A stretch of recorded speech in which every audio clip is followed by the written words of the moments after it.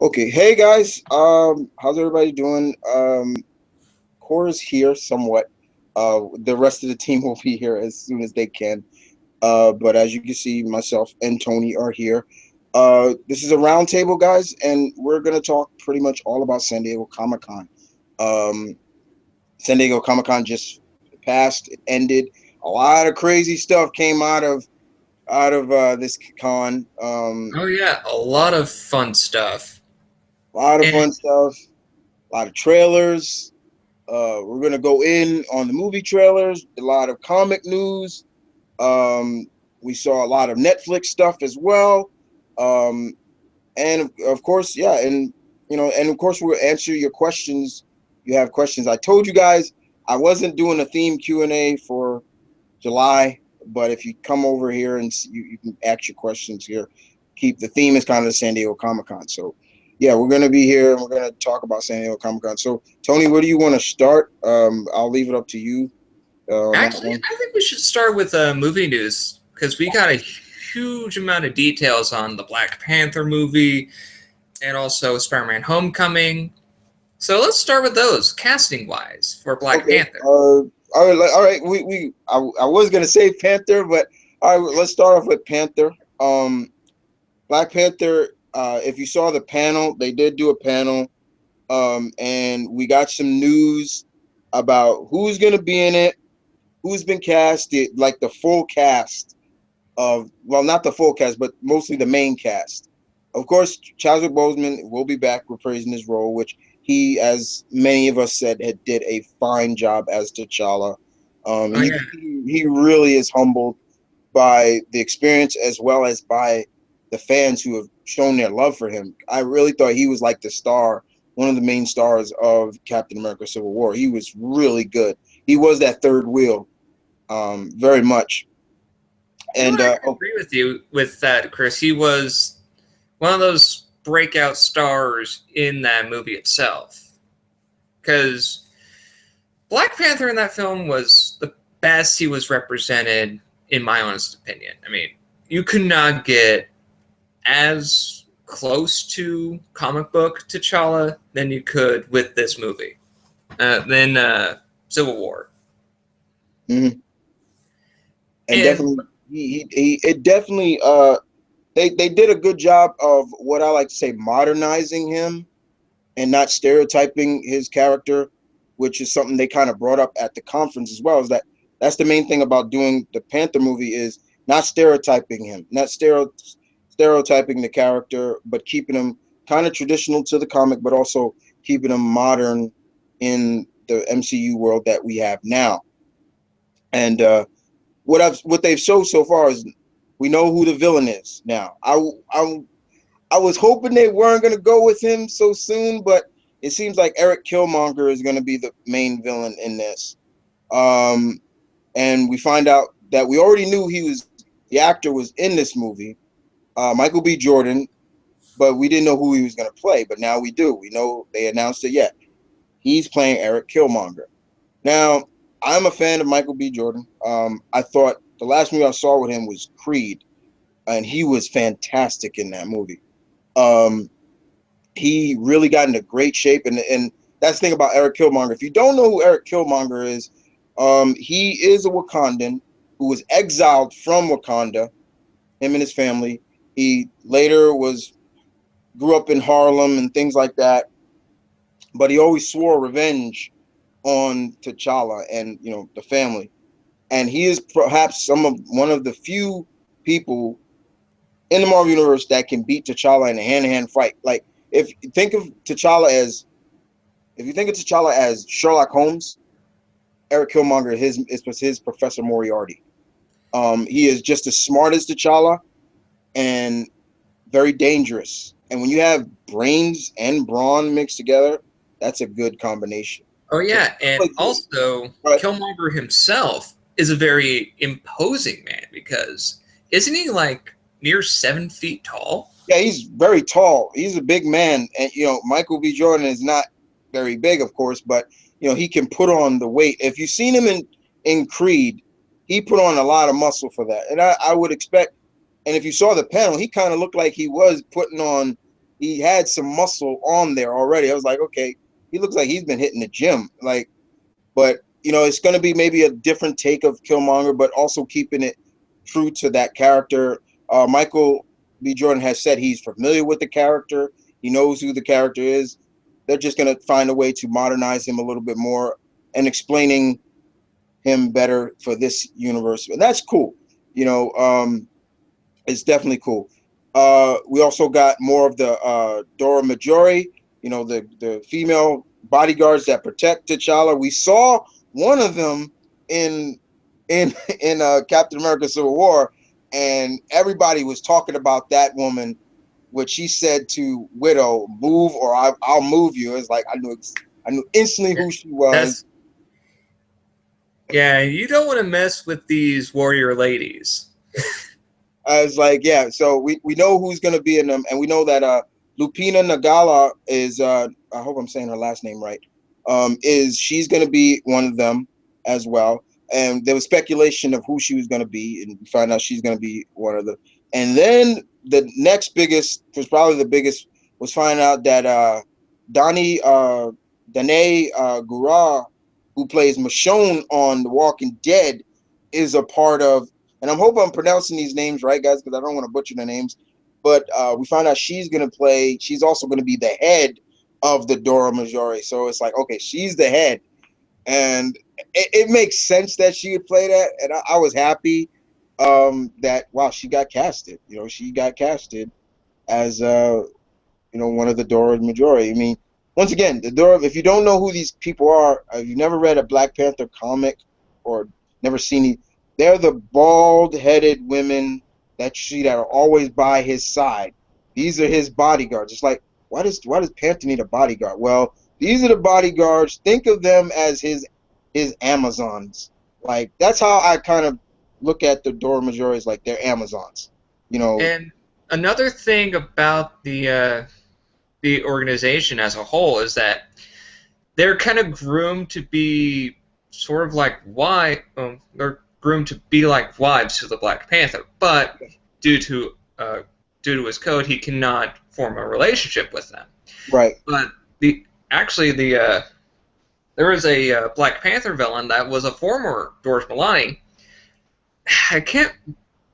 Her name escapes me at this point, but she was so infatuated with T'Challa that she was so infatuated and obsessed with him. He said, "No, I can't be with you. You're a member of my guard. I can't do that." She went nuts and started hating him for it. Yeah, that's who Lupina's playing. She's playing. I was it Natala? Oh crap! I gotta look it up. I'm gonna make sure I get who she's playing. But yeah, she's gonna join Killmonger in trying to take down T'Challa. But Hey, Malcolm. so yeah, definitely. We're gonna see that, and that's pretty much the cast so far. And of course, there's gonna be the actor who we saw in Civil War, who was like the CIA, who was interrogating Bucky, or I think who was interrogating Baron Zemo. Yeah, he's also going to be in the movie as well as like the liaison. Yeah, and that's an actual comics thing. He's the actual liaison to Wakanda, but he's played completely as a joke. Because from what I've researched a little bit, that he was the character is loosely based on Chandler Bing from Friends. Yeah. Yeah, that's exactly what. I was like, oh my god, it's pretty funny. So yeah, basically, she's they didn't reveal a lot, guys, but they revealed enough of their characters. But the plot so far is that T'Challa's leadership is going to be tested in this movie as well,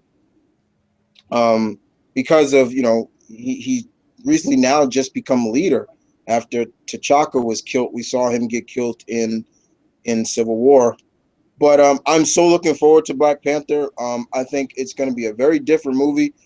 They got a good director who has proven his wit in Hollywood as being a good director.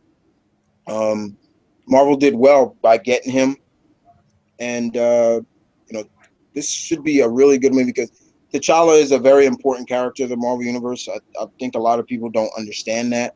Is how important he is, how important Wakanda is to the world, and I'm looking forward to seeing where they go. Bozeman has said that we may see a new costume, so hey, we may see a new costume for Panther. I mean, will it pay? Will we see him with the cape?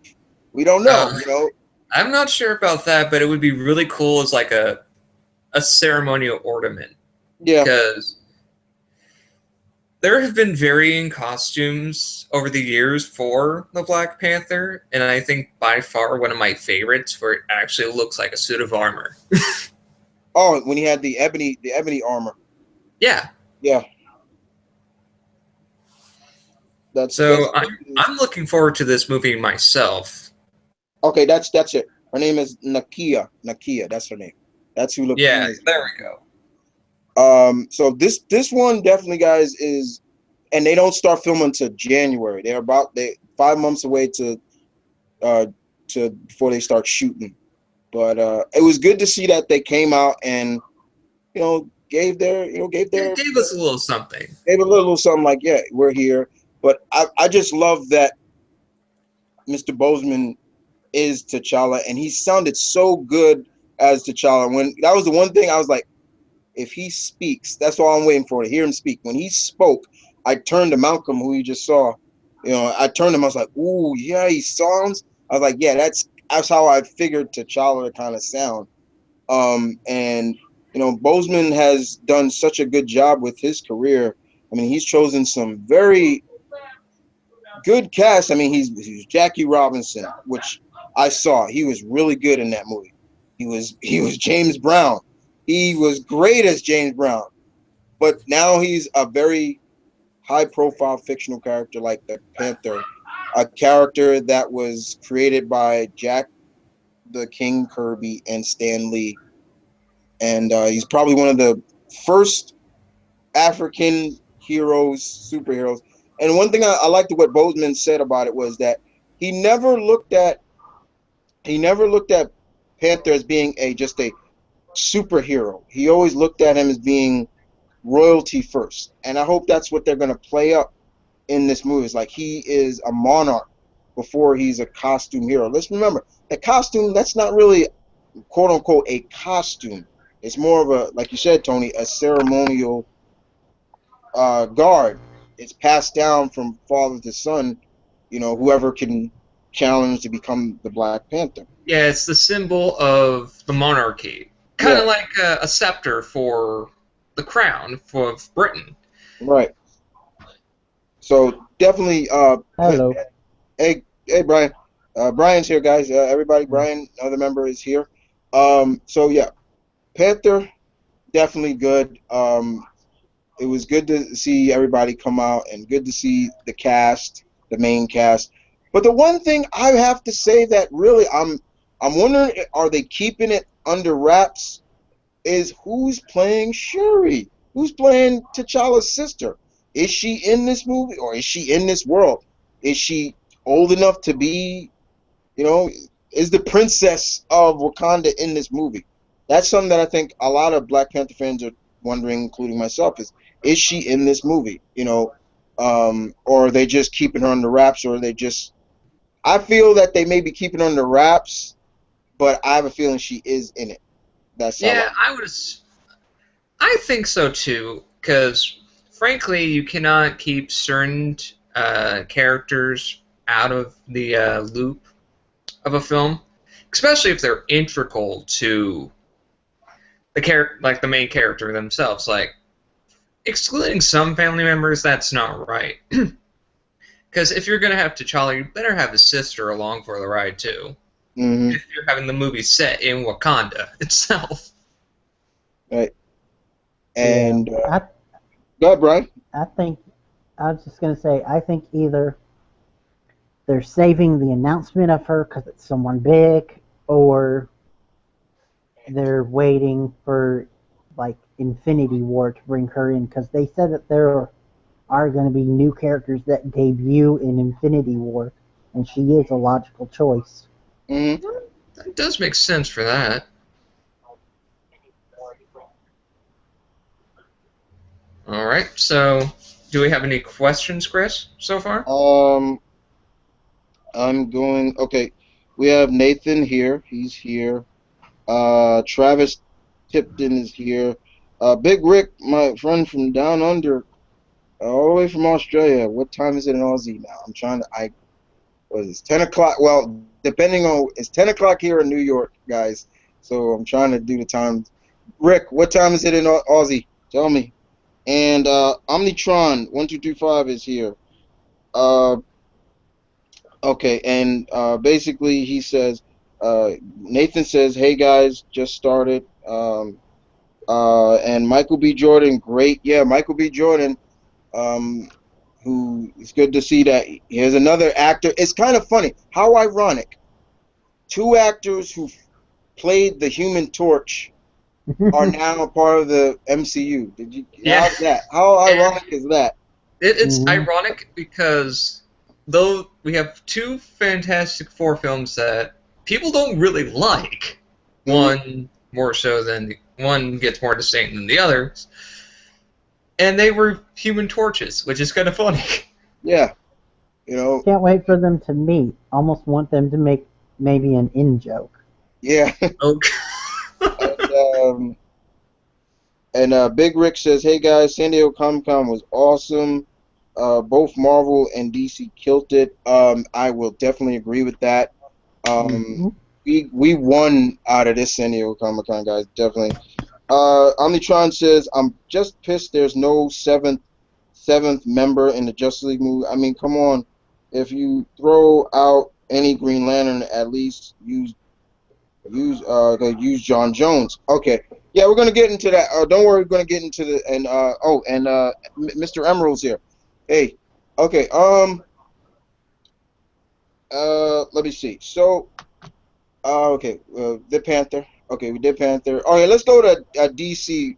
Let's flip it instead of just going Marvel first. We'll flip it. All right, we're gonna go with DC, and since Mr.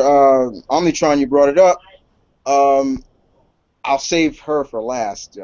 Let's talk about the Justice League. They actually brought up. I did not expect a Justice League trailer. I didn't think it was going to be there that soon, but they did. I did a reaction video. I just recently put up a reaction vid to that.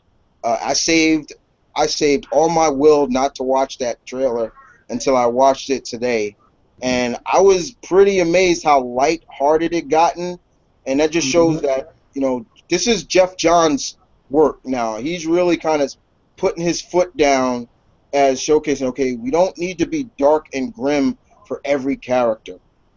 I like how the trailer starts off where it is Bruce actually living up to what he said he was going to do, find all the rest of the metahumans and bring them together.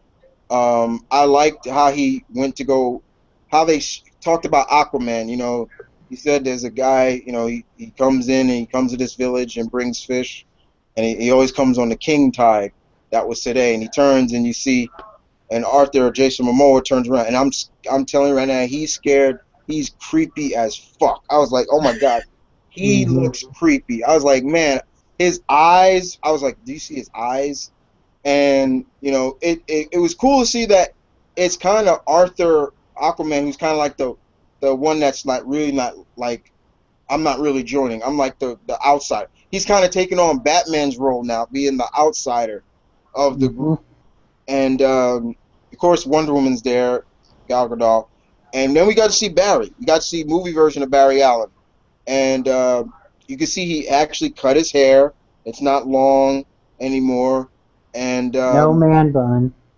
yeah, and pretty much he's all about joining. He's like, yeah, whatever, I'm in. Bruce threw a batarang at him. He dodged it, and I kind of like the fact that when he uses his speed, it's always like electricity around him, or the speed force, and he just let the batarang kind of pass, and he just grabbed it, and it was just like, yeah, okay. And he's like, okay, stop right there. Whatever it is, I'm in. But what I did not like was the fact that I need friends. You know, I'm like, Yeah, that was a little. I was like, really? Okay. That's a little much, I'm afraid. A little much. It's going to seem that Barry is going to be the youngest of the member, and of course we got to see Vic Stone, Cyber, and I've seen a lot of people say, oh, he looked horrible.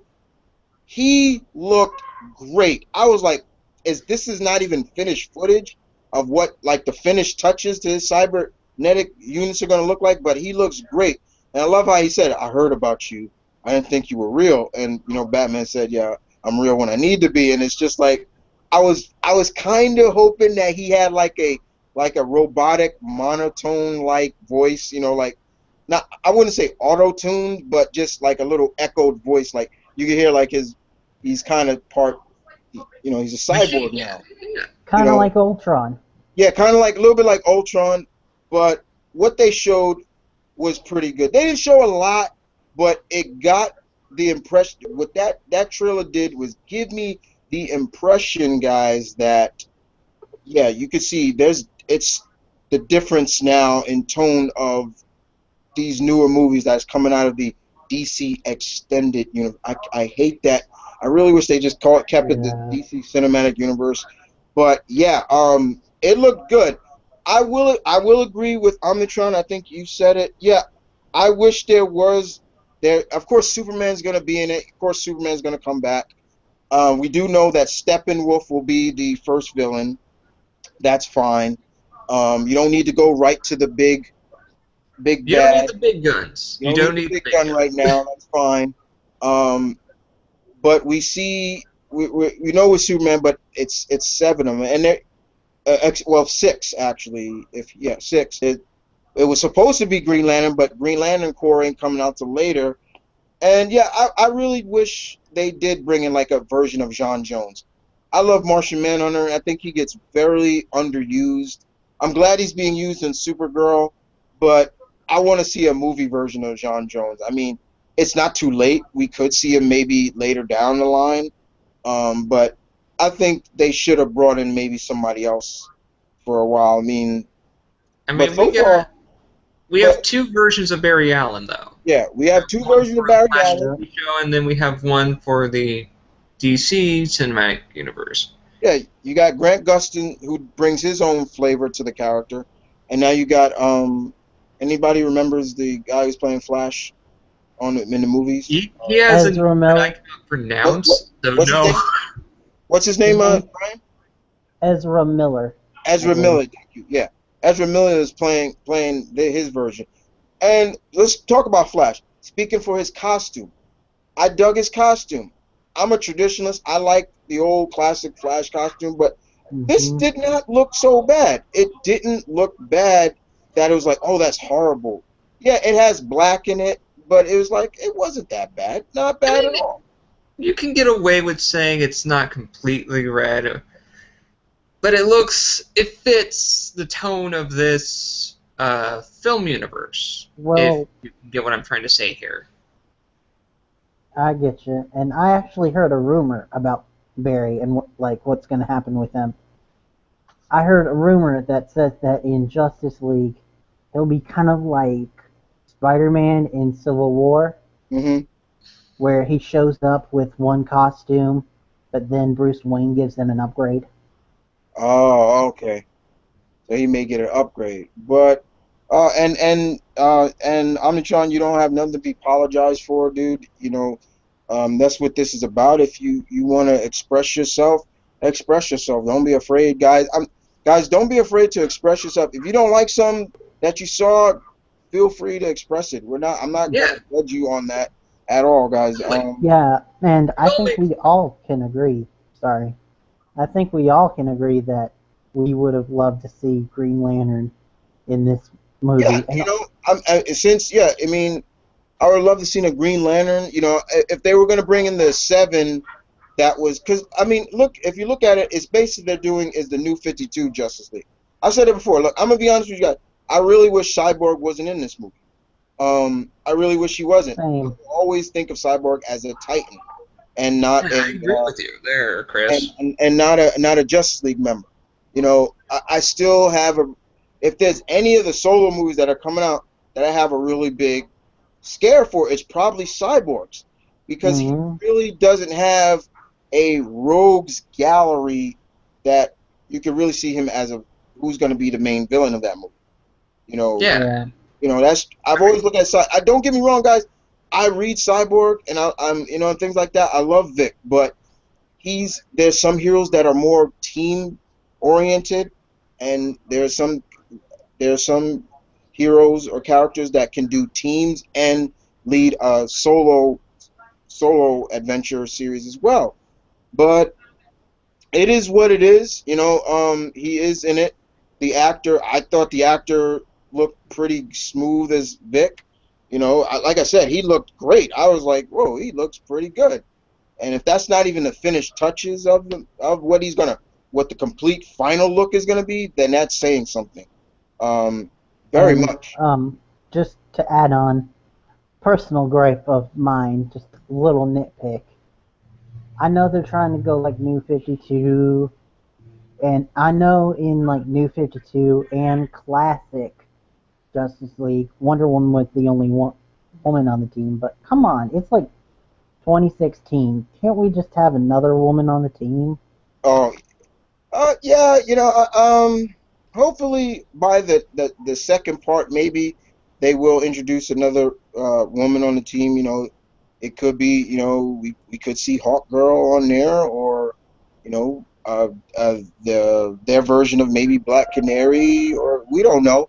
I know they're going kind of old school. Yeah, she's the first lady of everything pretty much. So, but it is what it is. Sometimes you can't get everything you want, but it's like I said, I still think it should be a fun ride with Justice League. We're finally getting a Justice League movie. That's the thing, guys. It's like we're finally getting a Justice League movie, and we're finally seeing these characters come together. One thing I've always said about you could say about DC is that at least all their characters are under one roof. Not all the Marvels are, but you could say that they are. It's under one roof. So who knows? We may see other characters. But going back to we'll go back to some more trailers or just more Marvel news. We're gonna keep going back and forth. We got a little bit. We got the second trailer to Doctor Strange. And that trailer blew my mind. Doctor Strange is in the house. Doctor Strange will hold on, guys. Close my door.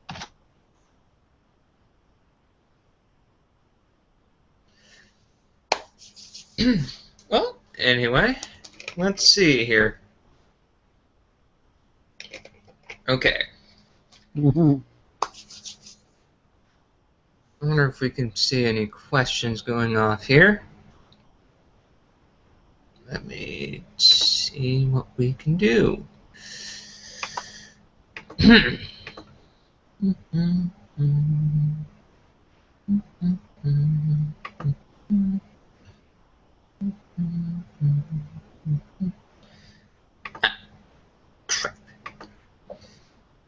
Yeah.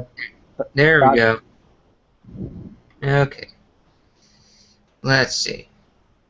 Wow, that's a lot of questions. Let's see. How many actors from The Wire has been in the MCU? Best moments at San Diego Comic-Con. Okay. Wow, everyone's just having a lot to say here. What happened? Yeah. So, bit of an early thing to ask, but the best moment for me coming out of San Diego Comic-Con is, well, one, something that I never thought I would be excited for, but Fantastic Beasts and Where to Find Them, the trailer for that, and hearing a little bit of information for that movie itself, because it's still set in Rowling's Harry Potter universe, and we, as Americans, actually get our own school at Hogwarts called Livermore. Yep, and it's a whole different custom than how they get students, and the way that it's done here. Because if you don't know anything about Fantastic Beasts and Where to Find Them, basically it's set in 1920s America with Newt basically gathering all the beasts he had in a suitcase that are just wreaking havoc in, I think, New York City. It's always New York City. Yeah, I'm pretty sure the movie's in New York. And that surprised me, and then the Doctor Strange trailer just surprised me. It's And been then- a magical Comic-Con. Yeah. Yeah, people know me that I have a love for magic. Chris, if you're talking, I can't hear him. Can you? No, I can't hear him. Let's see. Because I see him in the Google chat, and I thought I saw him. Nothing's happening. I can see you, Chris. I just can't hear you.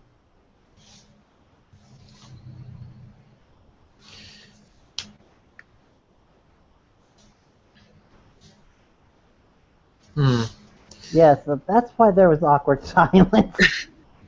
Yeah, something happened on Chris's side. I'm not sure what's going on here. It was whenever you went to go get the door, Chris, it just stopped, if you can hear me.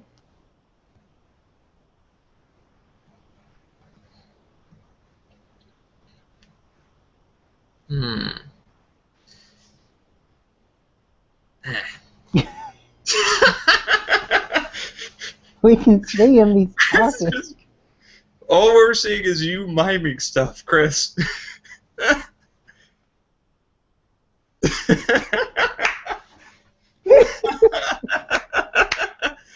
So anyway, let's keep talking about the Doctor Strange trailer, Brian. I mean, All what right. was your impressions from it? Because I can talk about what I thought was amazing. I mean, visually, it was spectacular. The way magic Yeah. was used, and how we actually got the symbols for magic. And a little bit of tidbit on that I learned was each of the sorcerers in the movie will have their own individual symbol. Like, no, that's for another thing, for a DC animated film. Sorry.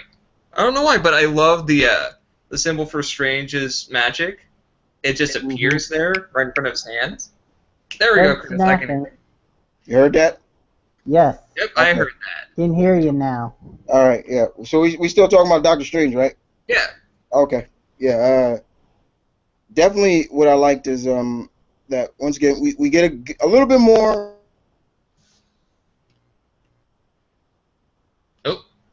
Oh, dear. Oh, crap. Oh, boy. Well, and to answer somebody's, well, to kind of comment on what someone says, let's save Shima-Gorath for, like, later down the line. Yeah, but honestly, I'm looking forward to Doctor Strange, but it's I don't have like a big affection towards the character. I mean, I realize he's an awesome character, but I never really had a big affection to him.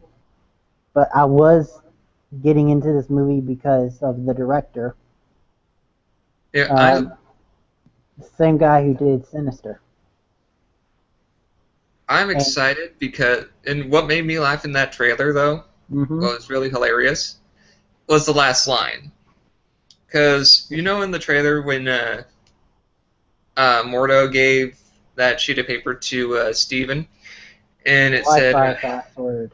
Javala was like, that's the Wi-Fi password. We're not savages here. Yeah. That was my favorite line from that trailer. And it had to be the end joke. Well, not And the only one- that. Not That's the only one that, thing about the Justice League trailer that we got. We had one joke that was pretty good, but the ending joke that we got, Arthur Curry, I thought you could talk to fish. Like, that was a pretty lame joke by comparison. Chris cannot be heard once again. Yeah, we could not hear you.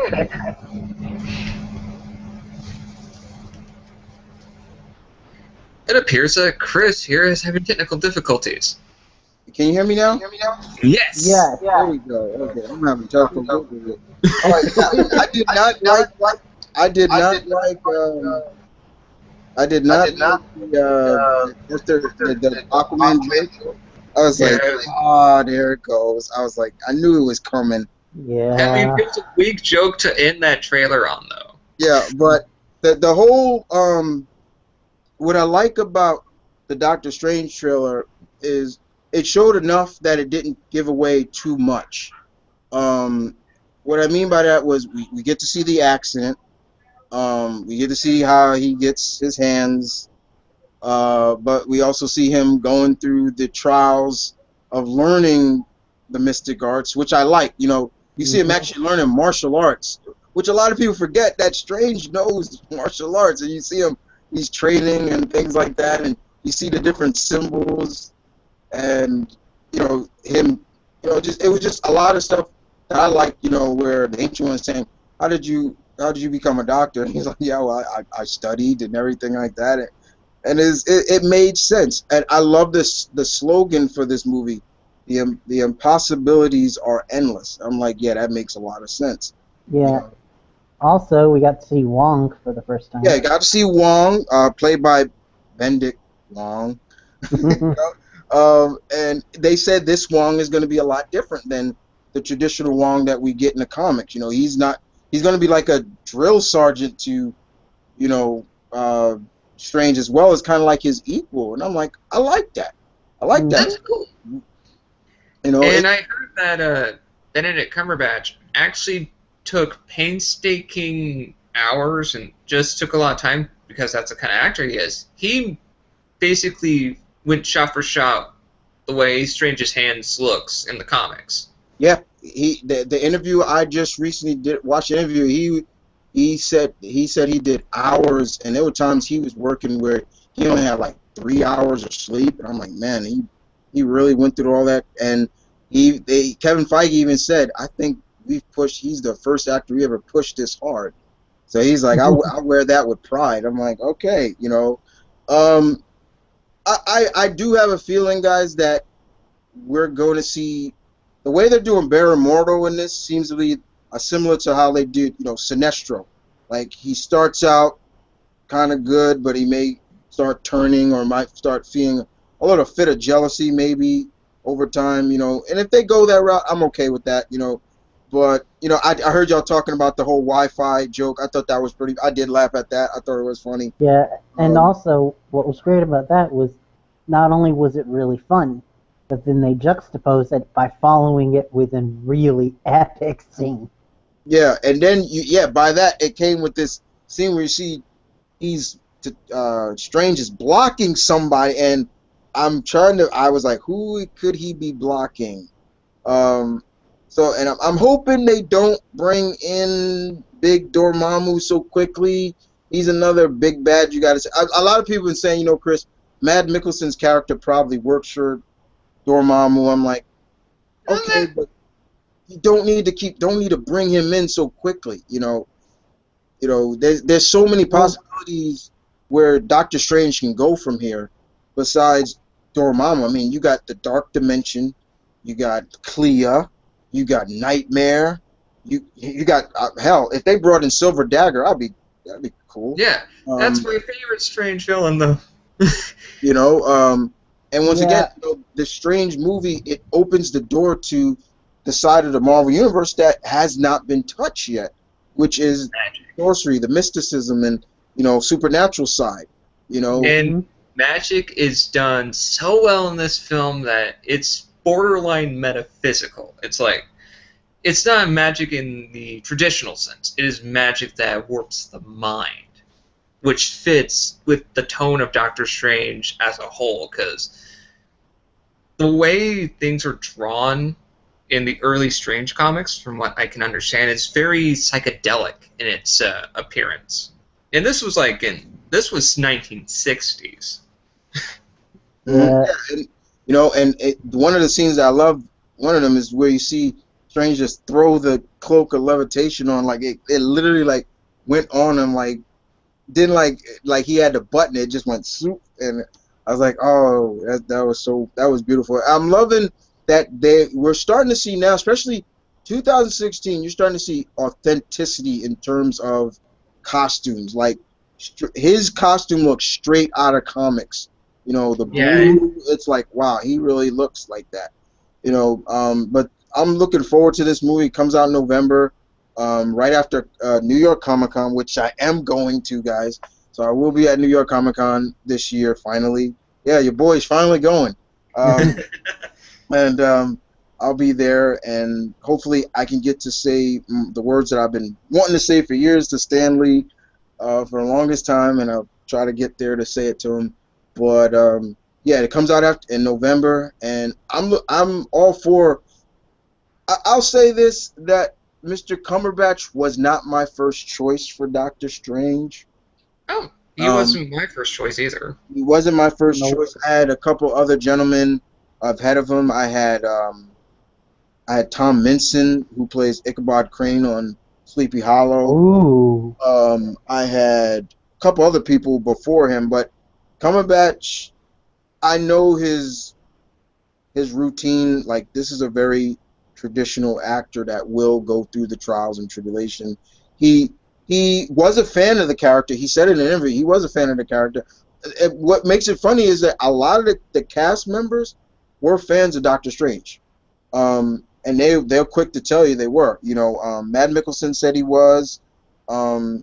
Elkjafor talked about he always found Doctor Strange being very interesting and different from the other Marvel characters. He said he read that and a lot of 2000 AD comics. You got to remember, he's British. That's a British.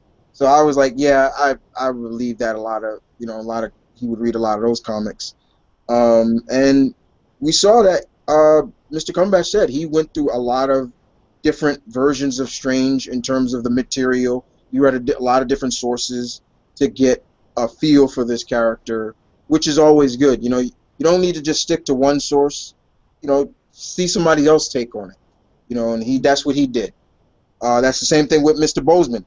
He looked at every different version. Whoever wrote Black Panther, he looked at, whether it was Stan, whether it was Mr. Hudlin, and he's even looking at how the current writer is writing him now. So yeah, and of course Mr. Priest. Oh my God, I choked myself out for not saying Christopher Priest in there. But yeah, this is definitely going to be a really good movie, and it should open the door, and we should see more mystical characters. I still feel that everybody wants to see Blade. I'm like, well, I feel Strange is going to be that tool to bring him in. So yeah, definitely that. And I know you said that you're worried about Dormammu, the big guy, but I feel like he's such a big character that if they were going to do him, they'd bring in a big actor like they did with Ultron, and they'd let you know, because the actor would want billing. Mm-hmm. So I'm looking at some of the comments. Okay, let me make sure I'm looking at them right, because I opened up the pop chat. Okay, I saw somebody say Sean McGrath. I wouldn't mind seeing big squid-eyed, with big eyes, but you could save him, kind of. He needs to be like a world threat. That would be good. I wouldn't mind seeing him as a world threat. Let me see what else. Okay, people talking about Nathan asks, will Darkseid be the main villain for Justice League 3 or 2? I think he's going to be. They've only announced 2 Justice League parts, so I think he's going to be the main villain for the second one. Yeah. Initially, it was going to be like part 1, part 2. Yeah. And I think they are building up to Darkseid in the second one. Right. Omnitron, you going to say, hell, I'd take Billy Batson gladly, but that could be giant. That's me just being a captain. First of all, thank you for saying Captain Marvel. Okay, you guys know I am about saying that other name of his. Thank you for saying that. we still haven't heard word of what's going on with Billy. All we know is The Rock is being Teth Adam. We know he's being Teth Adam. Good choice. Many of us were saying he's perfect for that role. Oh yeah, perfect. Yeah. We still don't know who's going to play Marvel or Billy Batson, for that matter. So that's still under wraps. Mr. Emerald, you say Zatanna would be great for Justice League. I would love to see Lady Z in there. That'd be great. Yeah. And I know one other core member who would die if they put Lady Z.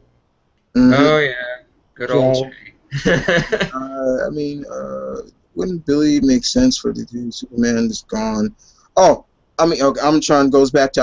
Wouldn't it make sense for Billy too? Because Superman's gone. They need a powerhouse.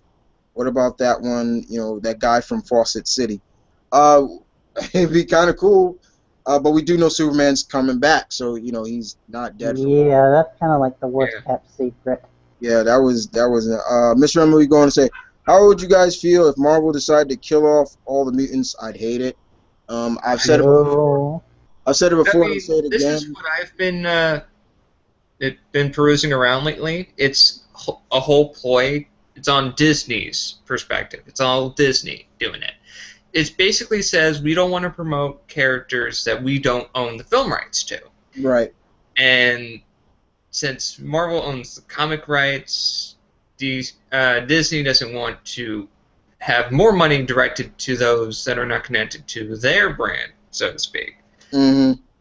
So that's why they're pushing the Inhumans more, and that's why the Inhumans for a while now have been feeling more like mutants than the X-Men have. Yeah, that's why I said, like, if you guys have watched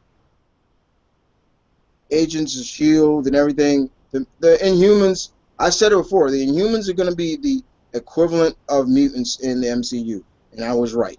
That's exactly what they have become. I have no problem with the Inhumans getting pushed, and I've always said that humans need to be putting more stuff. Back in the day, I would always say that. They would show up here and there, do a couple of miniseries and stuff like that, but nothing really big and solid. But, it's just that with, Marvel doesn't own their movie rights to mutants. You can't even call them mutants.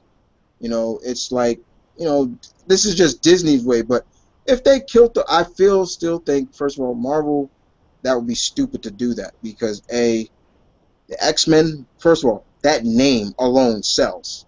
Mm-hmm. Business-wise, that name sells. X-Men, you know who they are. Children of the Atom, that sells. And that's why I wasn't shocked when they brought out all the stuff that's coming out post-Civil War II. They're like, oh, there's no new mutant stuff. I was like, guys, you know. Yeah, they are. Stuff. There are. What are you talking about? And there's this whole event that they're doing Inhumans vs. X-Men. Yeah. Yeah, but they did reveal, they secretly revealed that during Age of X and X-Men vs. Inhumans, all the X books are still going. Yeah, they're still going to be going. And, in terms of, hey, Kyle's here. Oh, my God. Dude. Wow. Hey, welcome back. Hey, welcome back. This video is awesome. Welcome back.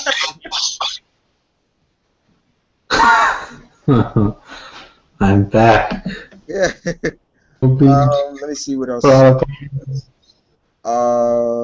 But yeah, what I was saying is, yeah, and also I think there are two other reasons why we won't get rid of the mutants completely. Mm-hmm. And that's one, mutants have been incorporated into main titles, like Uncanny Avengers. Half that team is mutants. And also, big ticket item selling multiple titles right now, Deadpool. He's technically a mutant. Yeah. I don't technically consider Deadpool a mutant, but yeah, I see what you're doing. I never looked at him as a mutant, but yeah. The thing is, I can't really see Marvel killing off the mutants. That's the thing. I can't really see that. But I will say that the Death of X, guys, this is the miniseries that's coming out later. We will see the beginning of the war. It's the beginning of what happened to Dick Summers and that bitch Emma Frost. How they die. That's pretty much how they get killed off. Yeah. And of What are you course guys they're talking gonna. about? Sorry. You guys talking about Inhumans versus X-Men right now? And they're Yeah. about then later on they're gonna do Yeah. Inhumans versus X-Men. And one thing I'll say about this, we're seeing a lot of the X-Men versus a lot of people, but this one this is for survival, guys. This is a little different, Mutants on one side, they don't want to be looked as genocide, of course, and their whole thing is, look, the Terrigen Mist is killing us. It's neutering us.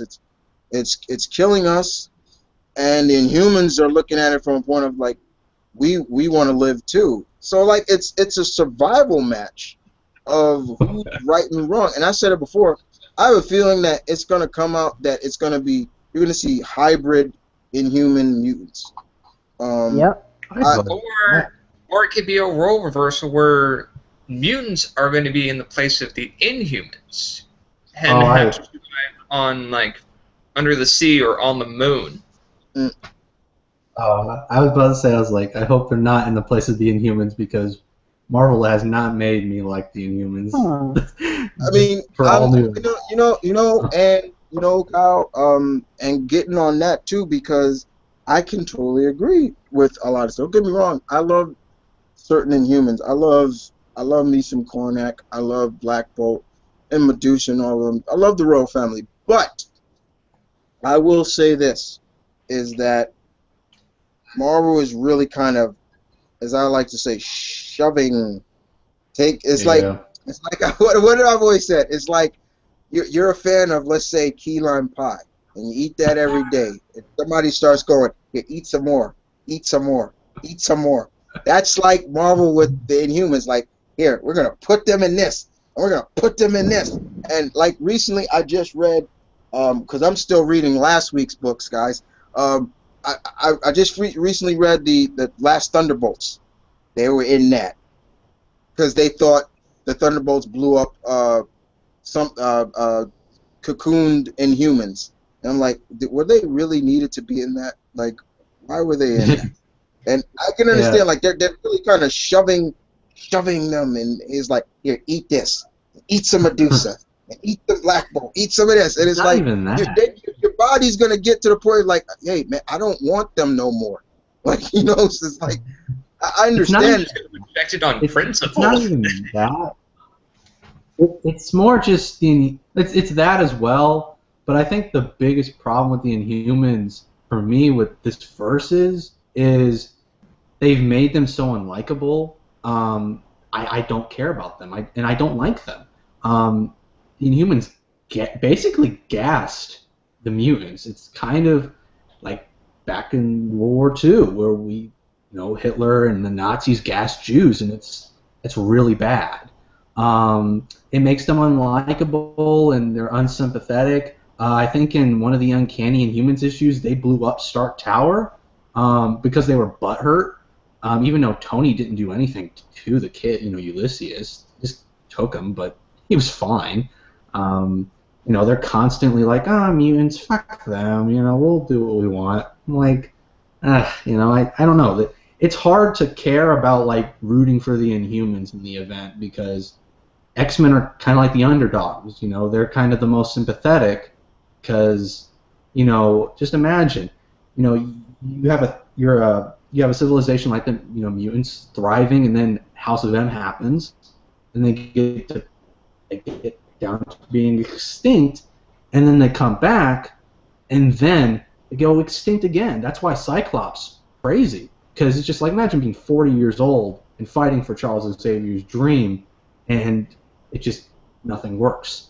I don't know. It's just hard to. No, and I can agree with you on that because it is to the point. Like, even what bothers me is that you got some Inhumans that legitimately used to, like, you legitimately cared. Like, they cared for just life, and Crystal now comes off very cold, and I'm like, Crystal was never this cold-hearted. Like, she is very cold. This is somebody who has been on the other side, has been around, mutants and everything like that, and she comes off very cold, and I'm just like, why is she acting like this? This is not the Crystal that I remember. Like, she always, even if her big sister Medusa had her own, she would question Medusa's, like, why are we doing this? Is like, we should help them.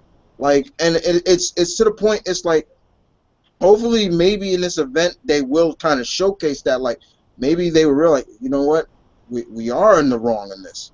We should have found a way to help the mutants. Like, we're killing them. We don't want that. They're do you really want death? And that's why I look at it also from the point of Beast's point of view as well, because he's with them right now. So how is he going to feel about this? Like, Beast is with the Inhumans right now. And in his eyes, he's supposed to be trying to find a cure for this whole Terrigen.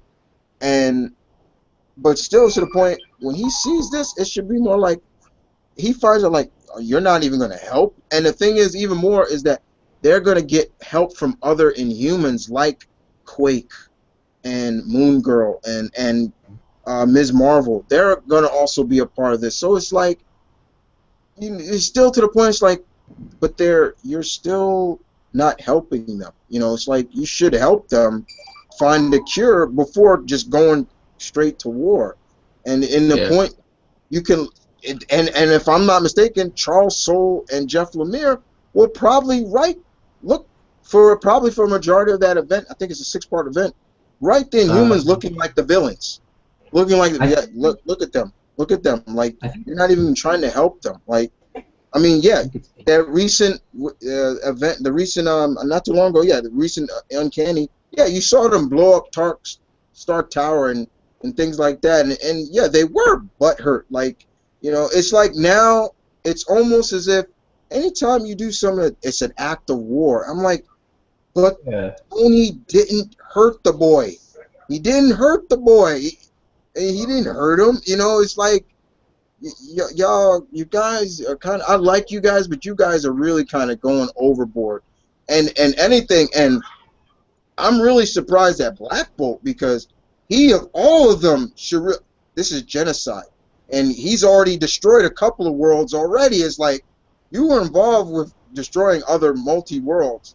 So you should be, like, doing sign language or talking to Medusa, like, hey, we gotta look at this from another point of view, because I've already done with this. I've dealt with this shit already. I'm not doing it again. Like, killing another race of people.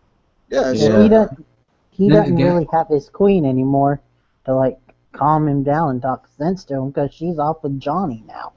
Yeah, and I think, and what makes it even, I think that next issue, post Civil War II, speaks for herself. Where she's shaving off her hair, I'm like, oh my god! Like, I didn't think Medusa's hair could get cut, because I thought it was like super strong, like nobody could cut it. But you still see her shaving it off and cutting it off. I'm like, man, But that's an event that was showcased at this year's Comic-Con. It was apparently something else. It was kind of hush hush. It was some event for next year in spring, and my guess is, I think, well, maybe these hero versus heroes might be happening for a reason besides money and all that. But I think, because it was like a quote. It said, "A house divided amongst itself, how is it able to stand? Like, it won't be able to stand." So I'm thinking maybe 2017, like maybe post, like, Inhumans versus X-Men. I think we'll be divided even more, and the villains will be like, hey, none of these heroes are on the same playing field anymore. They're not seeing eye to eye. Let's just take over. They get to battle over these huge things. Let's just fucking take over. And I think that will probably be how they maybe come back together, because it was, I don't know if it was confirmed. Bleeding Cool leaked it in a picture. I don't trust Bleeding Cool. They're the ones that always leak the Marvel promos and, like, promotional stuff. Fucking assholes. But they did tease that Divided We Fall, they're gonna be like at odds, all of them. And also, and X-Men, I'm looking. Oh. Sorry. I was just gonna say. I was gonna say that. All right, go ahead. What? Go ahead. Somebody say something. Well, I was just gonna say that adding to this whole Discord hero versus hero thing is apparently some point at Civil War II, it's gonna be revealed that Steve Rogers is Hydra. Oh yeah, yep. I'm looking forward to that. Oh man, they are finally capitalizing on that. I'm so Yeah. happy. So besides that, besides the comic news, guys, there was some more movie trailers that came out that I was really interested in. And Oh, the next one was probably Kong Skull Island. ooh, I saw the trailer of that, and you all know that they are building up to another King Kong Godzilla movie. I've never been the biggest King Kong fan. Never have. I've always been more of a Godzilla fan. That's my dude. But I watched this trailer, and I did a reaction to it, and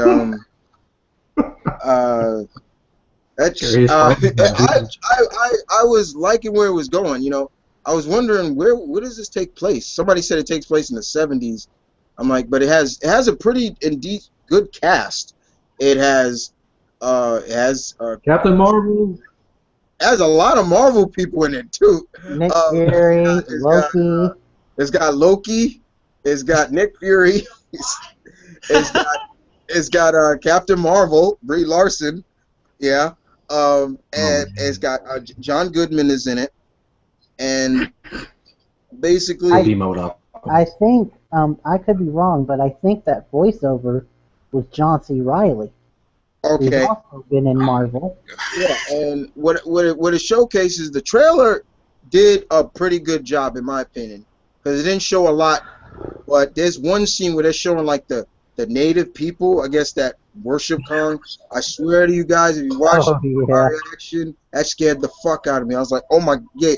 They zoomed in on this one, she's all covered up in mud. I was like, yo, that scared me half to death. But I love how they're not really showing Kong a lot, but he is huge. Like you just see him in the back when the choppers are coming, like he blocks out the sun. I was like, man, he's huge. And then you hear Sam Jackson giving his famous speeches about, this is just a regular monster. None name. We're gonna show him why man is the real king. And I'm hoping there's that, and it'd be like something like on where he gets smashed by Kong. Oh, what? Okay, so like in Deep Blue Sea, where he's giving that epic speech, and then the shark. Because this is the thing that makes me laugh about having another Godzilla versus King Kong movie. A little bit of backstory on that. I actually own King Kong vs. Godzilla. This was when Toho and Universal teamed up to actually make this movie.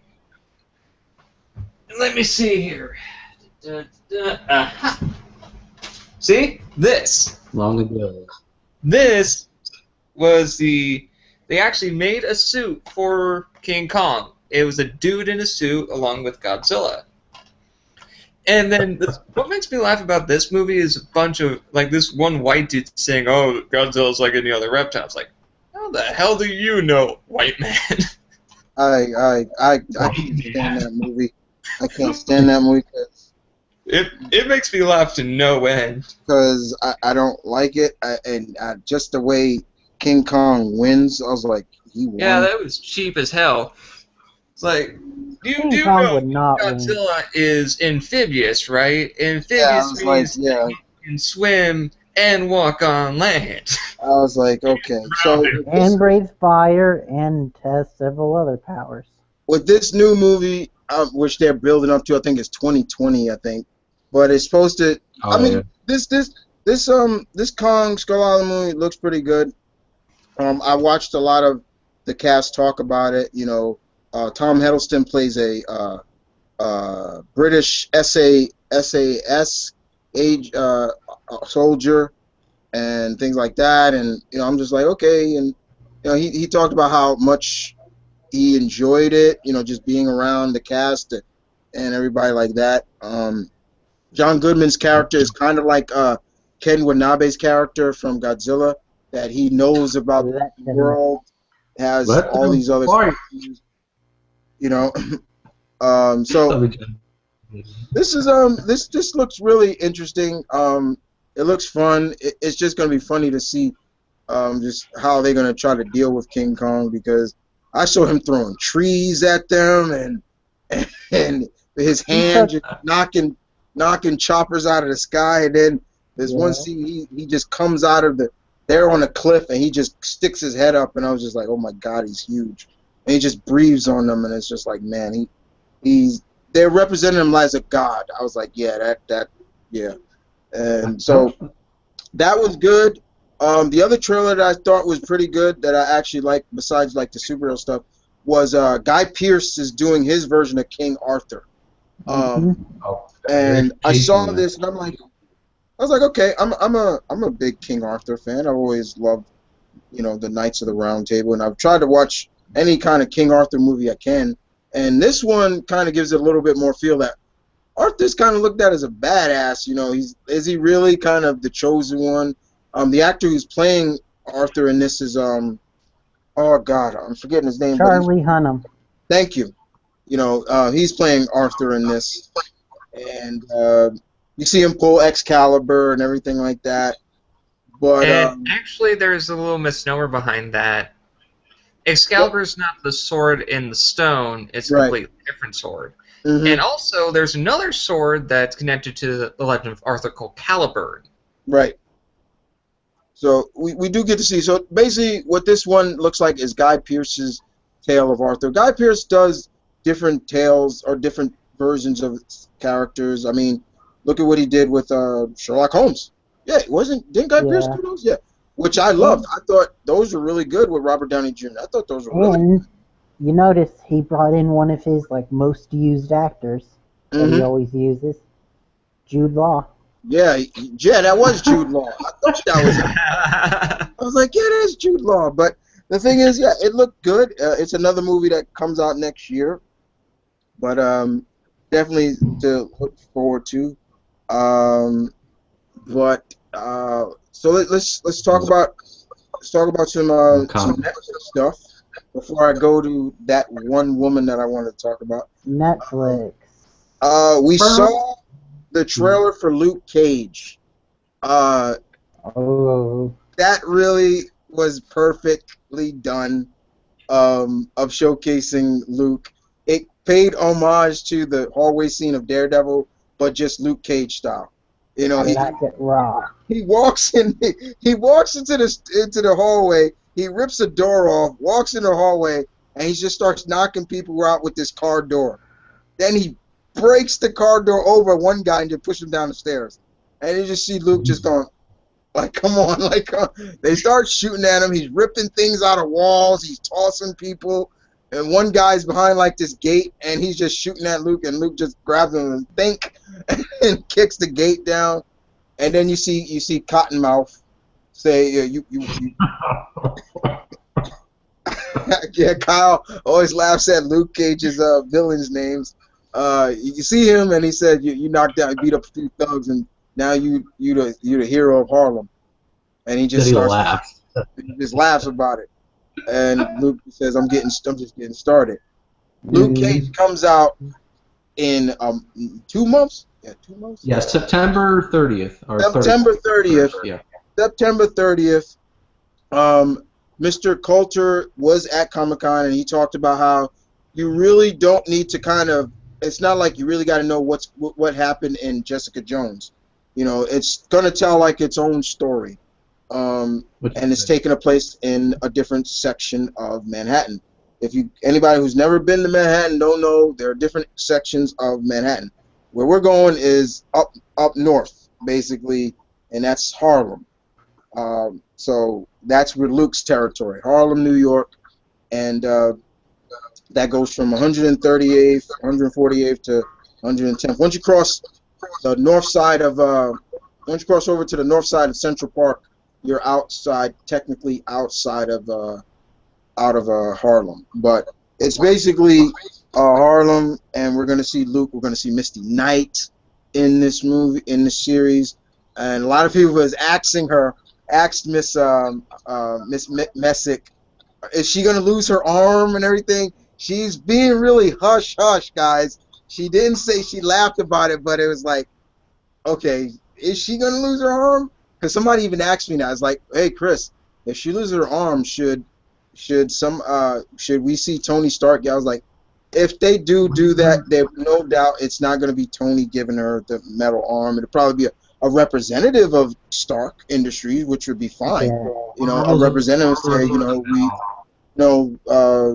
Tony Stark heard about your bravery or something, and we want to give you a prototype or something. Maybe it probably like is a prototype arm, and she gets the robotic arm. Because I don't know if you guys know this, but the big man himself, Loeb, came out today and said that for the foreseeable future, the movies and TV won't cross over. Which what happened?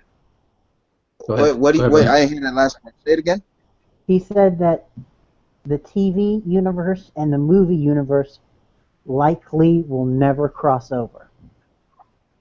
Which isn't surprising since I think last year Marvel Studios and Marvel Entertainment, which for all those that don't know, Marvel Studios, I'm not treating people like they're dumb, just pointing it out. Marvel Studios makes the movies, and Marvel Entertainment has the cartoons, the TV shows, the Netflix stuff, and the comics.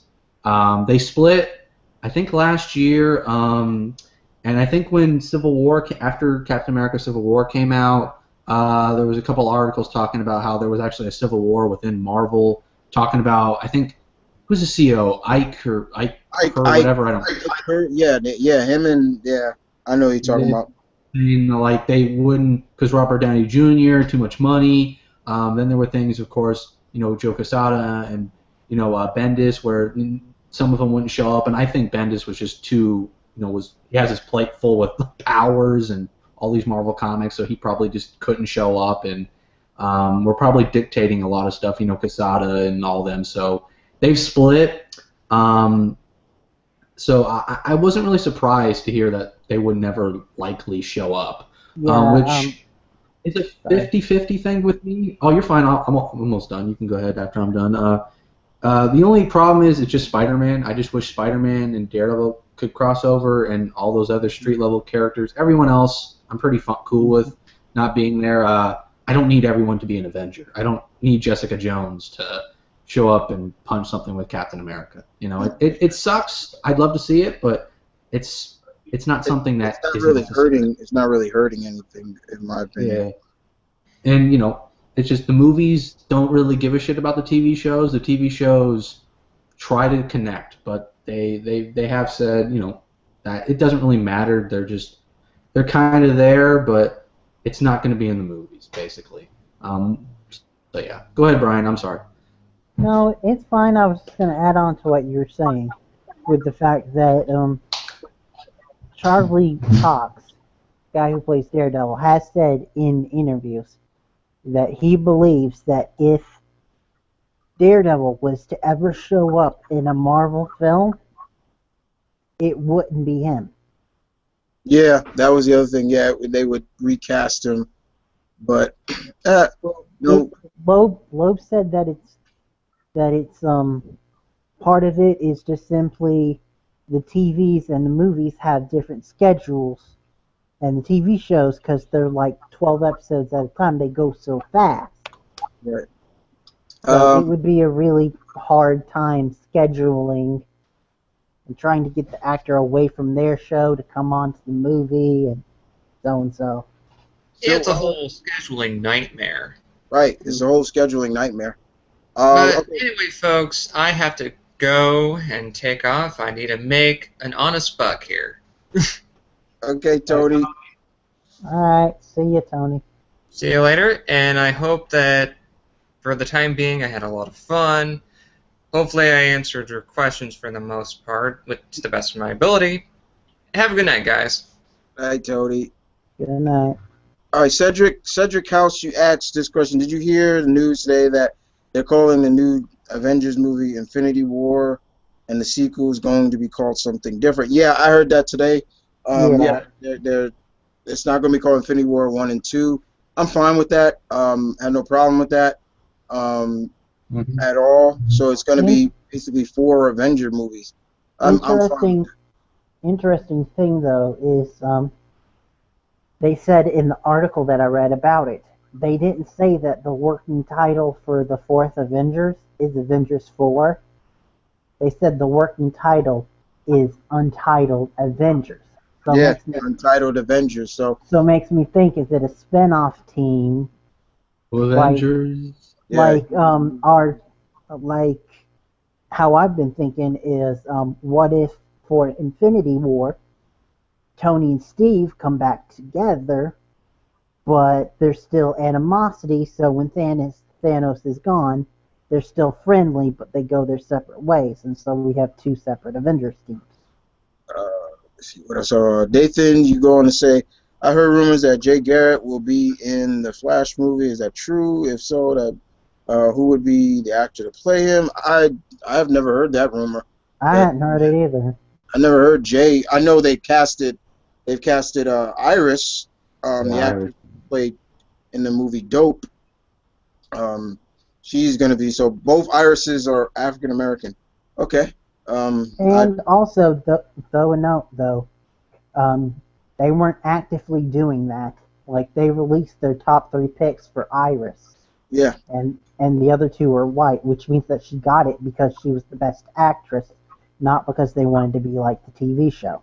No. And so, yeah, I didn't hear anything about Jay.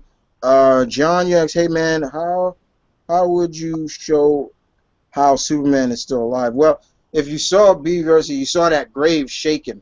Mm-hmm. So he's basically going to pop up out of there.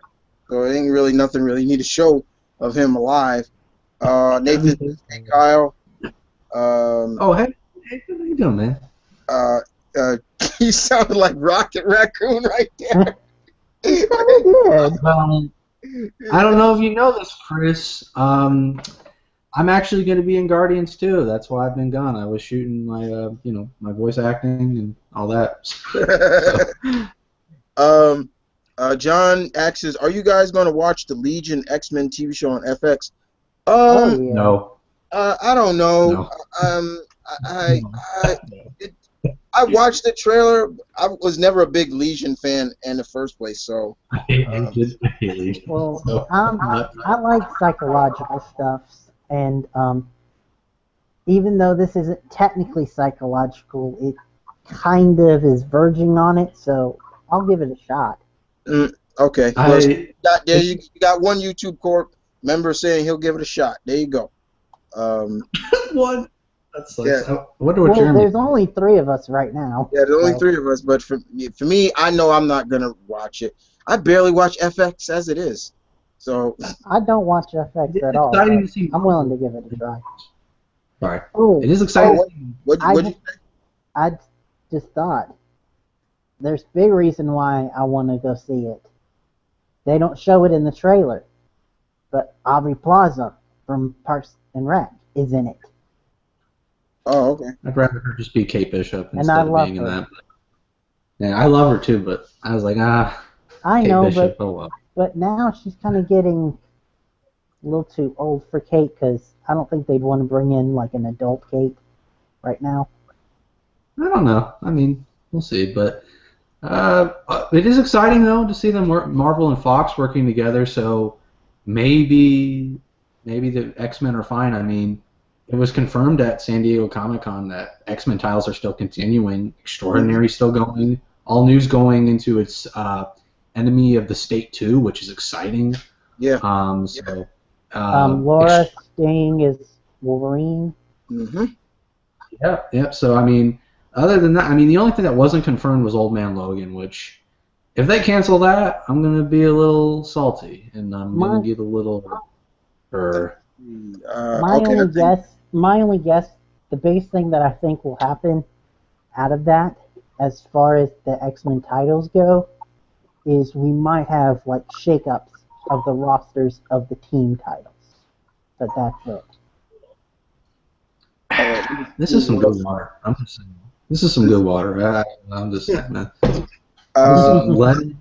Nip-free. And Okay, but Besides Luke Cage, we did also get the teaser Iron for the Defenders, which was Oh, pretty cool. which really quick, sorry. Defenders. I saw someone point out something that I didn't even realize. I don't know if you guys realized. In the Defenders, when it has the word defend with all of their stuff and it blows away, there's left an imprint of a hand Oh Yeah. yeah, I saw it. Yeah. around defend. So a lot of people are like, are the hand going to be the villains? oh, I've heard people say it might be Mephisto. So I. So like that. Let's see what else we got. Okay. Sorry. So yeah, we saw that, and we heard Stick say he like who's gonna defend. Yeah. You think you four can save the city? You can't even save yourselves. Yeah. I was like, Pretty cool. what's that mean? You fucking stick, kiss my grits, you fucker. And also, I don't know if you consider this Comic-Con or not, but shortly after, it was also announced that Daredevil and Jessica Jones next season won't be coming out till 2018. I'm fine with that. I'm in no rush to see any of those seasons right now. Yeah. Me for Jessica Jones more than. Yeah. Well, Quality. and I was just going to say the showrunner for Jessica Jones did warn us before it was even renewed for a second season. She came out and told everyone, if Jessica Jones gets a second sequel, second season, sorry, blah, it won't be until after Defenders is done. Right. I wasn't shocked at that, and I wasn't shocked when they announced. I liked how they announced Daredevil 3. Season. Oh yeah, that was good. That's pretty And cool. then we also got a little teaser of Iron Fist, which was pretty cool too to see. You know, get to see Finn Jones. I'm hoping he shaves that beard off. But you got to see him. You saw Heather, his mother, and the plane crash. You didn't get to see his dad, which was interesting. And then we saw him. We saw, I guess, people from Kulon finding him. Then he comes. He's in an insane asylum. He's strapped down. He's like, Then he saw that whole wall explode. And then you just saw him, and you just hear somebody, "Hello, Danny." And I'm just like, is that the man that killed his father, or is that Davos? Okay. Hopefully Finn will shave that beard, and things like that. But I'm looking forward to seeing where that's going to go to. The Netflix stuff looked really good. Not complaining about that at all. They always do it. So they know what they're doing, so far. and I can't wait to see what they what's going to be the next wave of Netflix Marvel stuff. We know Punisher is confirmed. Yeah, he was there. He was at Comic-Con. He was there, and he talked about this little Funko toy. Yeah, he was at a toy, and he was out there just joking around, and he was having fun though. He's he was cool having guy. fun. You could tell he really loved playing that character, and in the interview at Marvel, he even talked about it was really fun. I had a lot of fun playing the character. I got really serious in the role, like I was alone by myself a lot. So he's one of those actors that really gets in depth with the character. It's like Christian. Like Christian Bale. Yeah, like Christian. And also, like how we mentioned before, Benedict Cumberbatch. Yeah, Benedict Cumberbatch for his Doctor Strange. Yeah, he did. So, like I said, the Netflix stuff is all good. And guys, I guess keep it with a little bit of the Marvel stuff. Okay.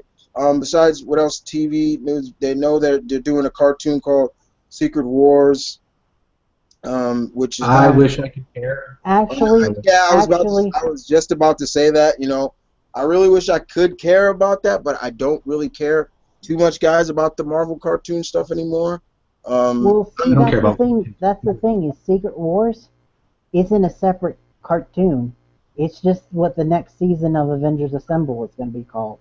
Yeah, well, still, I don't care. I know, even more so. But before we move on to the main event, though, there is one more thing that was kind of announced at Comic-Con that I just want to briefly mention. Go ahead, man. Star Trek. We got a brief little teaser, and it was announced that it's going to be called Star Trek Discovery, and that's actually like a double entendre because Star Trek's always been about discovering, and the name of the ship is the Discovery, which big Trekkies will recognize that name because that is an established ship within that universe. Okay. Oh, okay. I didn't hear that one. That was okay.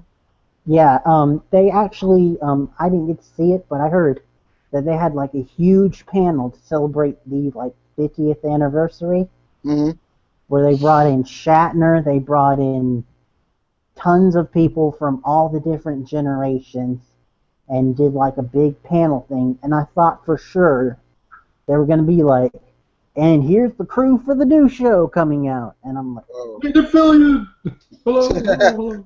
But all we got was just a quick little teaser of the ship coming out of dock and the name Discovery. Okay.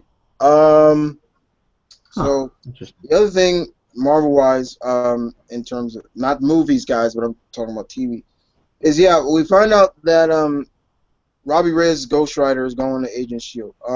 People have been asking me about that. So how do you feel about that, Chris? God damn. I don't hate the idea. Why? I don't hate it. It makes some sense because Robbie Reyes' character has had history with Mr. Hyde, and if they're going that way, I'm fine.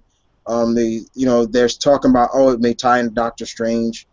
We hear that a lot. With this show, like it ties into shows and the movies, but it's like how much? It ties into everything.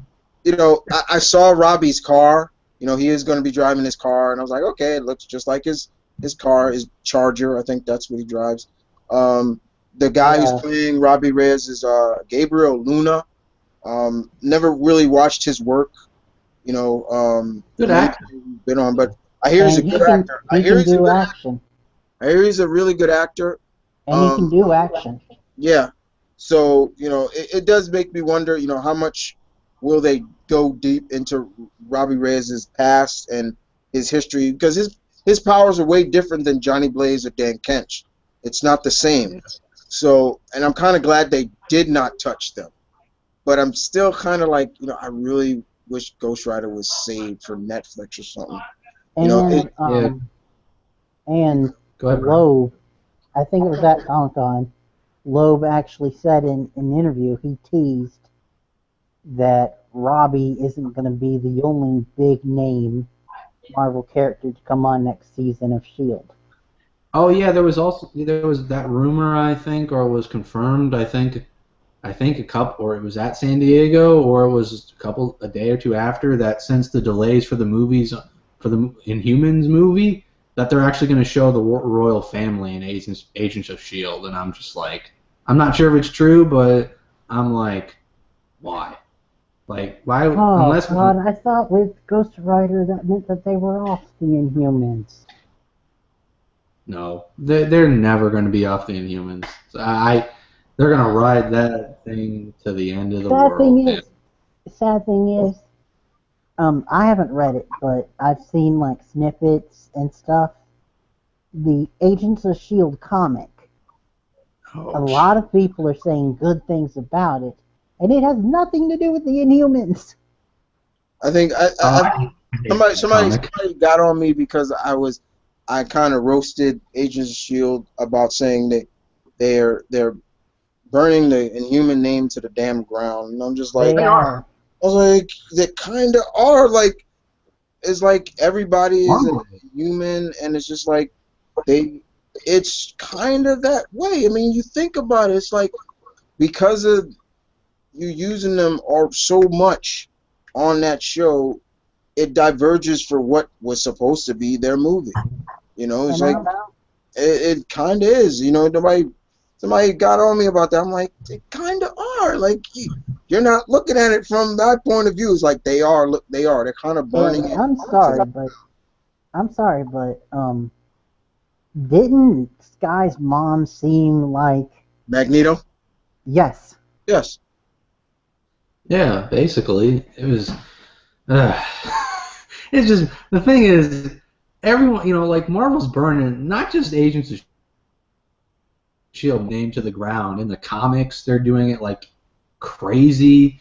Everyone keeps saying, "Oh, when Scarlet Witch and Quicksilver will like turn to Inhumans. Oh, they're doing it for the movie. The movies have never confirmed that they're Inhumans. They were experimented on. They've never confirmed that they were. There are experiments in the comic, I believe.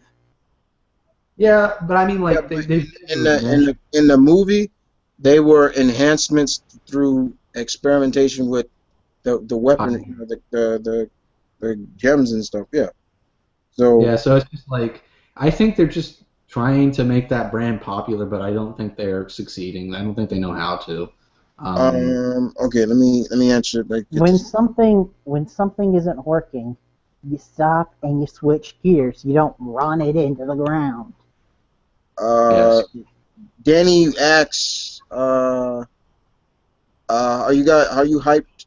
How hyped are you for Vixen season 2? I saw the teaser of season 2, where we saw Flash was fighting Weather Wizard and Maury came in to help, and you see her flying as an eagle, and next you know, yeah, and then Weather Wizard I think throws a typhoon at her, and he just like Maury, and I was like, okay, I'm looking forward to this. I was like, okay, all I'm hoping for, guys, with the new Vixen series is the fact that it's longer. Like it's not 5 minutes. 5-minute to 4-minute episodes. I'm like, what the hell? Like, don't pull that crap again, please. I'm begging them not to do that. You asked me, Danny, about how would Conan, Red Sonja react to meeting Guts and Xena. What? I don't know. A warrior like any other warriors, they would probably react to. So I can't really say anything bad about that one. What happened to the Help Fire Club TV show? What? Oh yeah, that was wait, what? That was apparently canceled when Marvel and Fox worked together. There was apparently Hellfire. Yeah. The that Hellfire. show. Okay, it said Helpfire. Yeah, the hell. I think they stopped. They're not going to do that. Yeah, they basically came out and said that they canceled it, and this new show that they announced is like the replacement. Which sounds pretty boring, babe.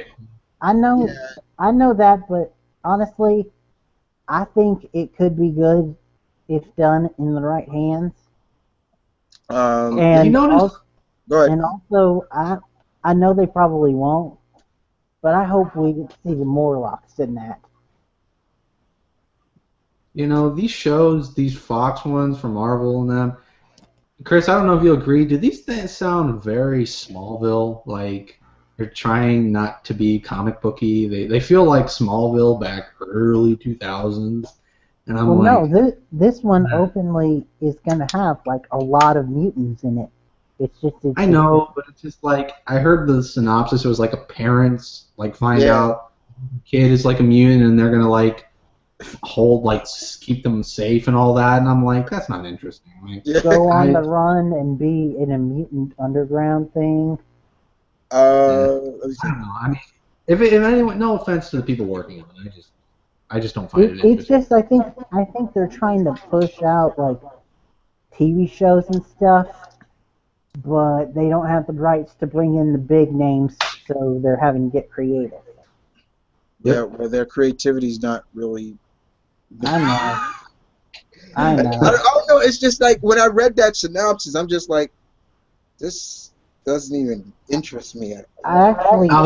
I actually did hear a rumor saying that depending on how next season goes of S.H.I.E.L.D., it might get canceled. What, S.H.I.E.L.D.? Agents of S.H.I.E.L.D. Well, if it does, then just put them back in the MCU. Like, get them. Like. Yeah, and also, I just read a news story that just came out today. Mm-hmm. And speaking of MCU and TV and stuff, that Netflix was offered the chance to save Agent Carter, and they Yeah, I've been didn't. hearing that. I've been hearing that they have really been pushing Agent Carter, and I'm like, hey, if Netflix want to do it, because of that whole deal that's coming with them in Marvel, like that's the only place now you'll find like Marvel stuff. I'm like, Well, apparently, the article goes that they did pitch it. That like the people behind Agent Carter pitched it to Netflix, and Netflix passed. Yeah, they said they wanted to have their own brands, like Daredevil is theirs and Marvel's brand. Jessica Jones is theirs and Marvel's brands. They wanted to have their own thing, which is fine. I mean, and even Loeb came out and said, we didn't. It wasn't our decision to cancel Agent Carter. ABC just for some odd reason just didn't order any more of it. So it's all on ABC. So why it's never going to probably happen. But Haley Atwell did say she'd do whatever it takes to, be Agent Carter again. So I wouldn't. who knows? Maybe in a couple years we might hear something. You could tell that she really loves that character, so I And wouldn't. she's staying close to the Shield because she's having a new show on the same network. Yeah. Okay. Let me see. Brian. Yeah. Nathan. You say, what are your thoughts on Thor Ragnarok? I heard there were descriptions of footage, and yeah. Yeah. First of all, they are really. This now is starting to get me really interested now, even more. Yes. From what I saw and with what they talk about, first of all, it is a mixture of. Now it's really starting to sound more like Ragnarok, guys. But it's also a mixture of Planet Hulk. Hulk will be in Planet Hulk armor in that movie. They showed what his armor is going to look like. They show more of. They show what was it? Who's playing Hela? Damn it. Kate Beckinsale? Who? Hey, Kate Kate Beckinsale? Beckinsale. No, Kate Beckinsale. Kate Blanchett or something? Kate Blanchett. Kate Blanchett. Catherine Blanchett. She's they show what she's gonna look like. They show some more. Thor's gonna have like short hair. Like he gets his hair cut. And I'm like, whoa, okay. Then they announced that Surtur is in the movie. So I'm like, okay. And they say Surtur, the Furnace Wolf. I was like, okay, now I'm getting interested. Now I'm getting more interested because once I heard Surtur, I was like, yeah, okay, now we're getting Ragnarok. Now we're starting to feel. This is starting to feel like Ragnarok now. And also, one other thing though, I was talking with fellow core member Jay about this. If they do World War Hulk and all, are we going to see the former champion that he had to beat? And if so, who could it be? Could it be Bill? Beta Ray Bill. Okay.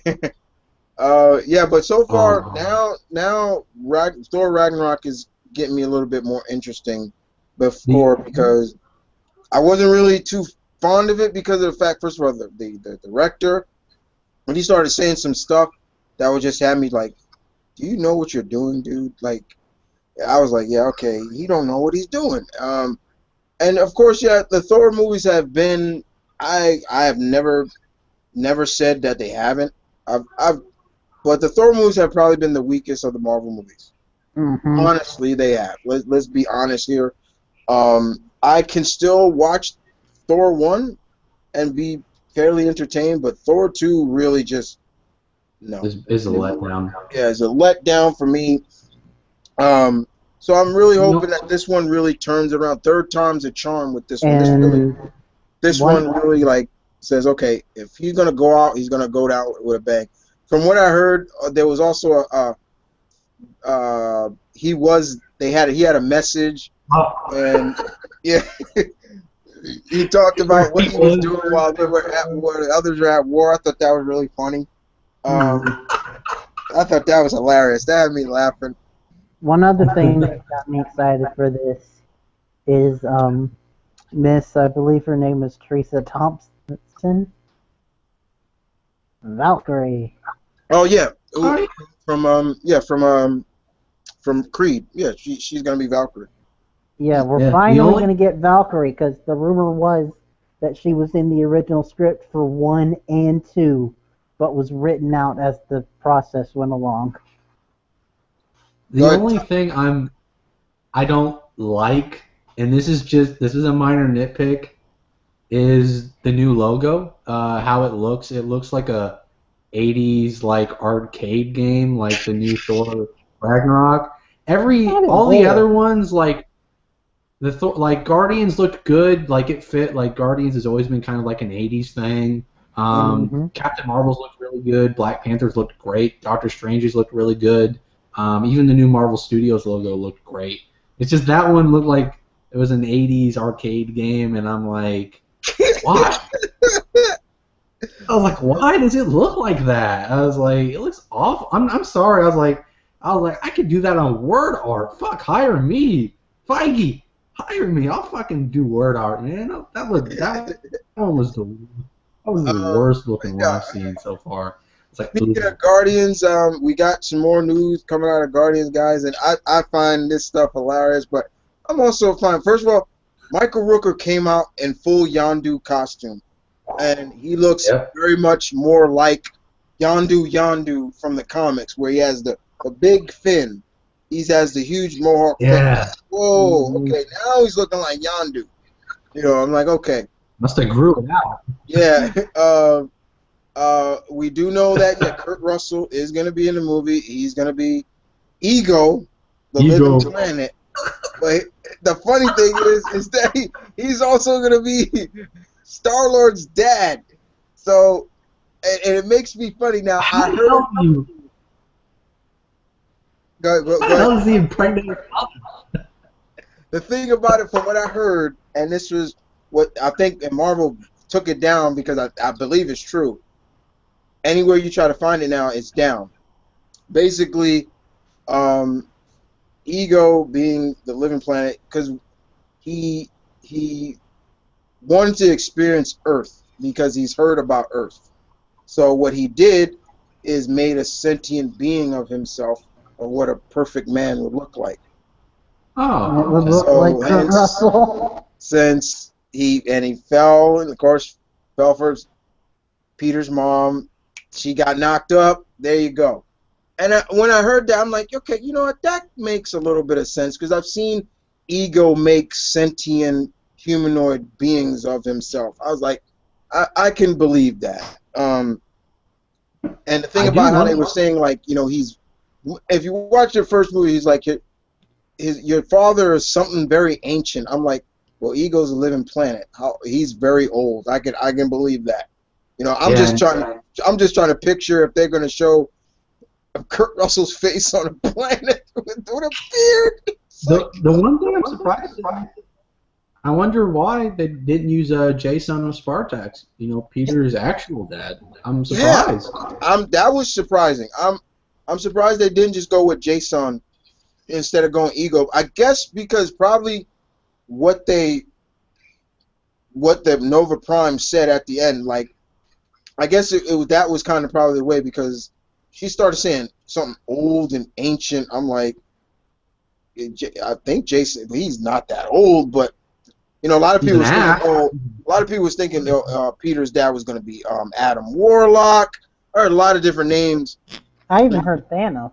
Yeah, that would have been weird. Especially with the romance of Gamora. Would have been really weird. That'd be awful then.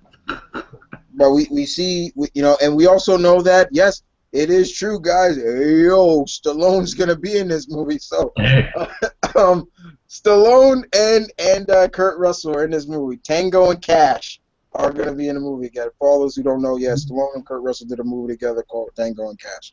And there's like some other actress that will probably be a part of the Guardians. They had like concept art, and Mantis is gonna be a part of it. And it seems like not Gamora.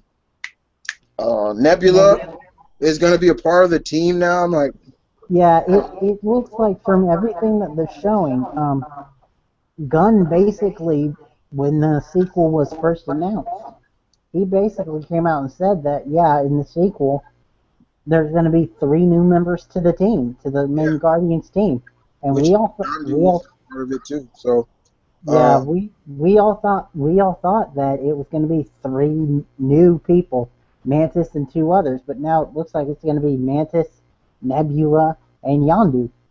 and we get to see the major big bad of this is going to be a female. She's a classic villain. Once I saw, her, I was like, wow, they really going classic. Um, she's And the female Adam Warlock, and yeah, she's the female Adam Warlock, but I'm like, you know what, man, Gunn's really going classic with the villains. Hopefully, this villain she'll be much better than Ronan. I mean, because guys, I tell you right now, I watch Guardians and I just laugh at Ronan now, especially when he starts that when he starts doing that stuff at the end. When he comes out, he's like, people of Xandar, behold, your guardians of the galaxy. He's like, and he starts going on. He's like, hey, you stand accused, you father, my father, and his father. Isha, yo. I was like, The best part, and I remember Chris, we talked about it, was when he was like, when they all were holding one of the Infinity Stones, and he's like, how is this possible? yeah, you're immortal. Oh, Bitch. I like the actor, but that was just over the top. I'm sorry, like He's Ronan, that wasn't Ronan, man. I'm like, he's supposed to be a badass, but you called me boy one too many times. Like, yeah, I was like, yeah. Chris, wait over for him. He's not exactly like him. I was like, you called me boy. Like, that just had me laughing. But hopefully she's better. Hopefully this one is better. Sometimes what they say, like the female villains are the ones you gotta watch out for. Those are the ones that are more dangerous. Which I don't know if this is Comic-Con news or it was released around the time, but it was basically announced that for Iron Man 3, the villain was supposed to be a female. Oh. But the toy company came out and said, female villain toy is not going to work. You have to change it. Let's see. Whatever. Yeah. Okay. John, you got a bunch of questions here. Okay. Do you like where Supergirl's going? Yes, I do. I do like where it makes sense to put her on the CW. I saw Tyler Hoechlin as Superman, and I like what I saw. A lot of people were giving it a lot of crap. He's too skinny. I like the costume. The costume looks really good. I had one guy on our not on our Facebook channel page, guys, but on DC Elite guy. He said, "This is Tyler Hoechlin," and showed Flashpoint Superman. I was like, "Oh my god!" I was like, "Really? He's not that skinny." He looks fine to me. If there's one thing though to add to that is kind of while we were chatting, I checked on like Facebook and all, and set photos have already been released of Tyler on set as Superman. Mm-hmm. Ass is huge in that thing, man. His muscles are like that big.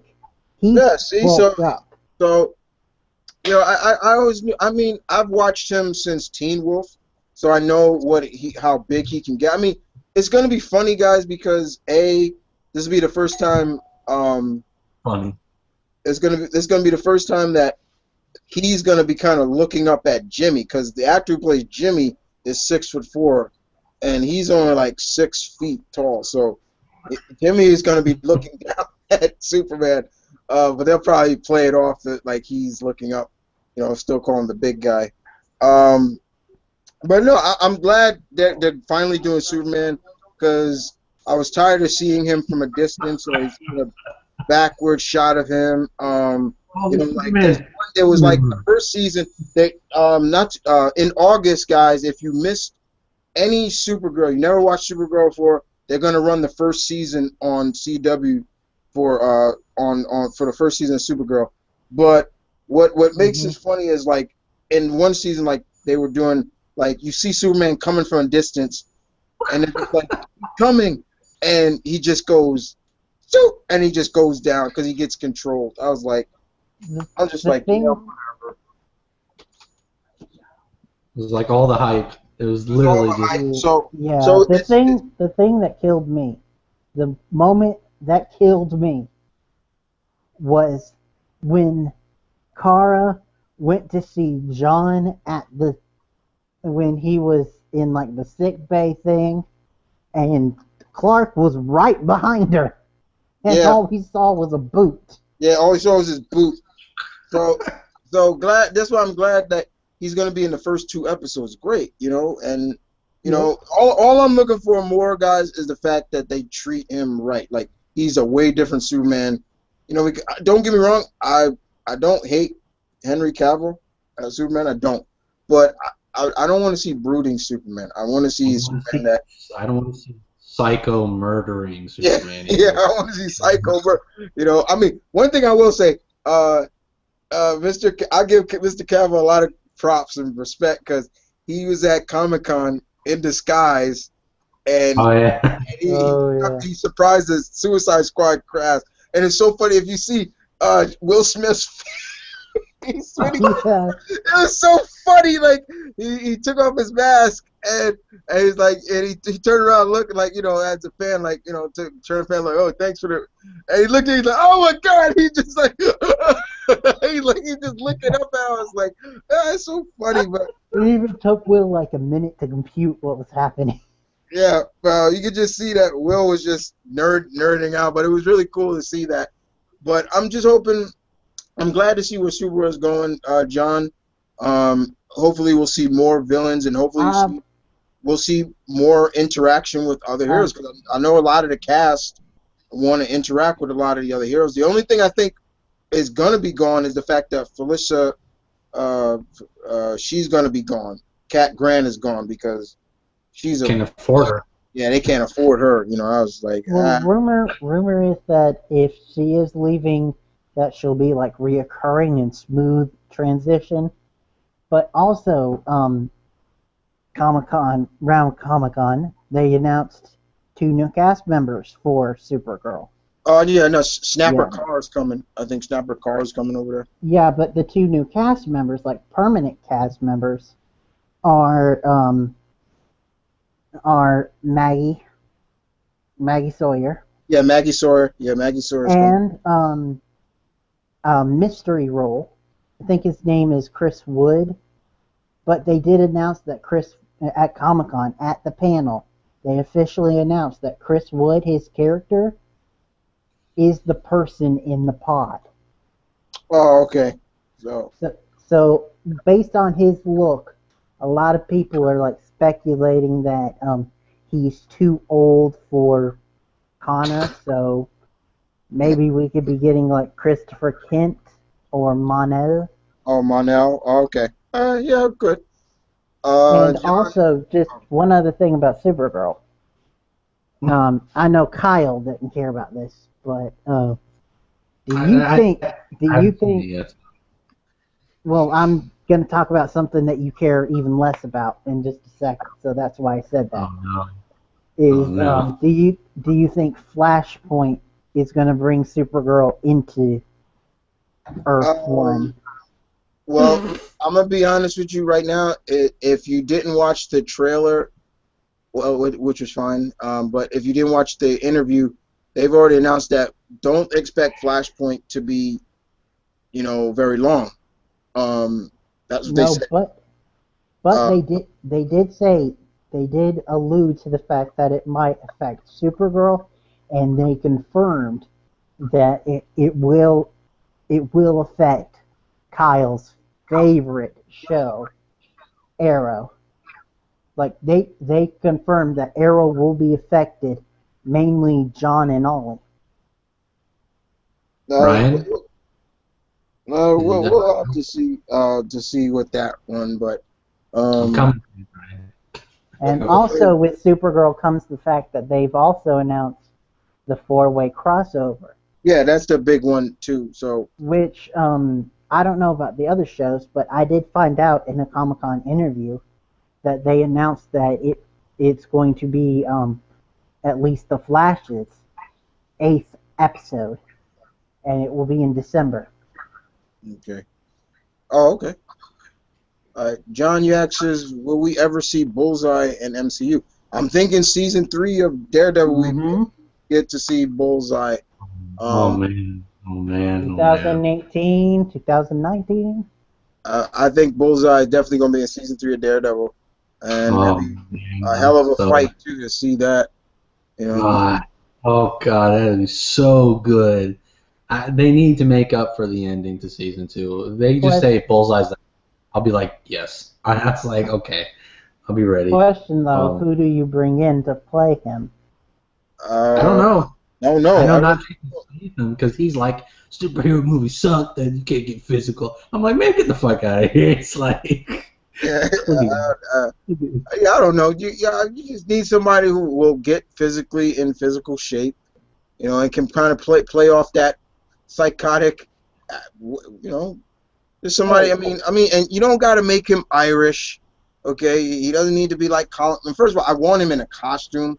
I don't want Colin Farrell Bullseye, you know. I know this is kind of against type, but what would you think about your boy playing him, Chris, the one that you wanted as Iron Fist? Oh, Christian Howard? Whoa. I don't know. I never see. I don't know.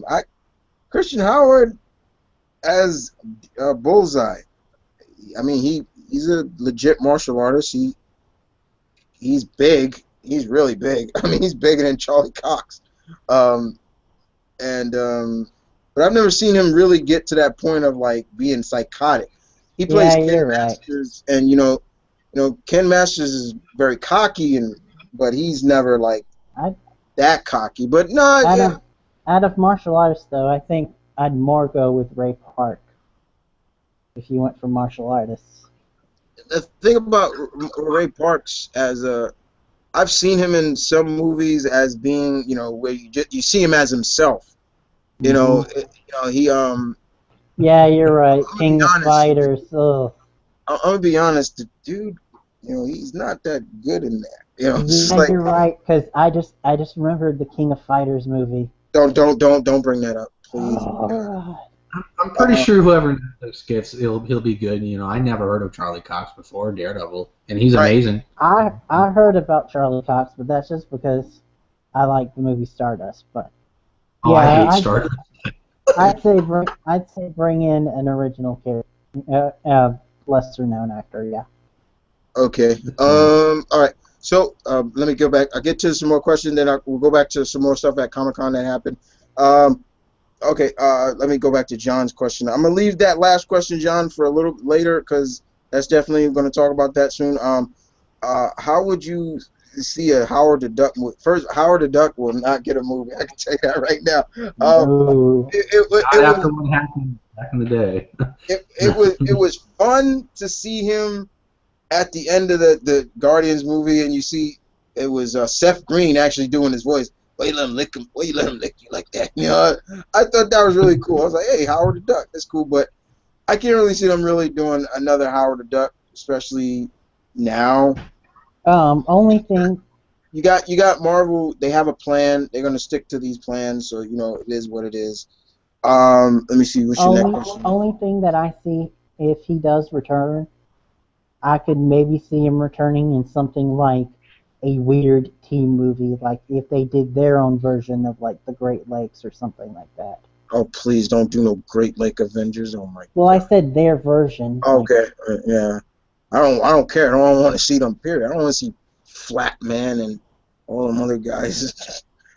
Well, this is the MCU. They wouldn't go that obscure. They'd get other characters to come in. But anyway, I just mean put them in team like Rocket and Groot. That's all. Sorry. Speaking of Rocket and Groot, they're gonna have a couple of animated shorts I hear coming. It's tied into the Avengers Assemble Secret Wars thing, I think. Okay, John, do you think they will bring Superman in the Arrow universe. I don't know. Well, they kind of are because they're Kind doing of the are because that's now four. all the shows are. Willie was. I mean, What else? they're Besides the other panels, what I did like was I liked all the panels. What they were talking about iZombie, I was like, oh, I can't wait till iZombie comes back. That's been really good, and yes, guys, I That's love good. iZombie. I love that show. I'm a That's big the fan of best that oh show. show. It's a I great show love right it. there. That's the Good, best. damn good show. Yeah. yeah. I didn't And finish the second season season, but I'll pick it up when it comes to Netflix. I had a lot of stuff to do when it was on. It was in its last couple episodes, but it's a fantastic show. I recommend it. Mm-hmm. season 3, like it looks like it's going to be bigger than ever. Yep. Nathan, Yeah. you asked, will we see Cyborg Superman as Dean Cain? And I don't know. I mean, he's alive, so I doubt if he's a cyborg. Her father, I'm hoping they don't go that route with Cyborg Superman. I again been talking with another core member here, Jay. We like to bounce theories off of each other, but we kind of have this theory going on right now that it looks like they might be bringing in like the real Hank Henshaw as Cyborg Superman. Well, that's who he's supposed to be. Okay. And the actor will play double duty. Okay. All right. There you go. John, you asked me, would you want Tom Welling as Cyborg Superman? No, because I can tell you right now, he will not come back. He won't come back. He's done with Superman. Mitchell Urich. Hey, Mitch. Have you guys already talked about Samurai Jack? Nope. Samurai Jack is going to get dark. It's going to get gritty. It's going to do some things that it hasn't done in the past. So I'm looking forward to seeing where they go with Samurai Jack. I know it will not happen, but I want Statham as Bullseye. I don't know. I've seen that fan casting too many times, and I'm kind of done with it because, he's kind of now like what Stallone was back in the day. Stallone was really against doing superhero movies. He was really against it after the way Stallone had put it, Mr. Stallone had put it was he got himself into great shape for Rocky, and all Michael Keaton had to do was put on a suit, and he was ripped. Basically, for Batman, that's how he kind of felt about it. But now, he's more to the point of like it's kind of funny because now Stallone's going to be in a super, and I think he's a Nova Corps member. I think he's a Nova Corps member. So Statham, I'm just like I like him, but he stick to doing the traditional action movies that you do. If he bulked up, I know you're not going to get this, and Kyle probably doesn't get this, but the guy who played Ramsay on Game of Thrones, if he bulked up, I could see him as Bullseye. And oh man, him. And that's the thing. See, don't put that because Marvel likes to take a lot of Game of Thrones actors now as it is. So they're good. I hear people bitch about that. I'm like, what do you want them to do? Get people from like Gossip Girl? Like, what do you want?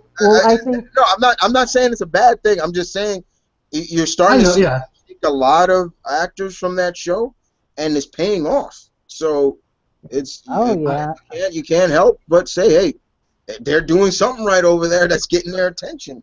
And hey, the one of the biggest fan casts for Carol before Brie Larson was a Game of Thrones actress.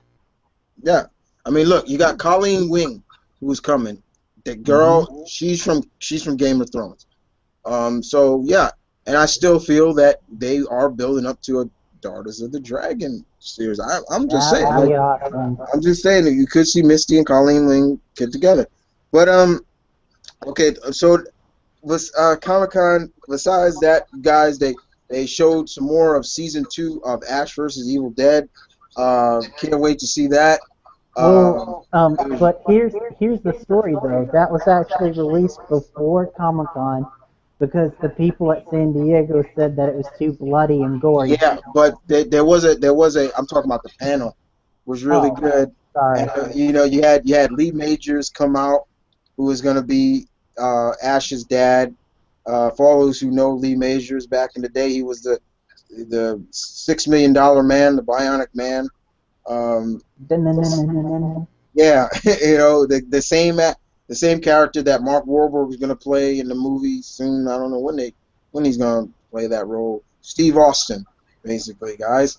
That was his name. So he's going to play his dad. I seen the trailer for season 2 of Ash vs. Evil Dead, and yeah, it is bloody. I was like, man, this is getting really eerie.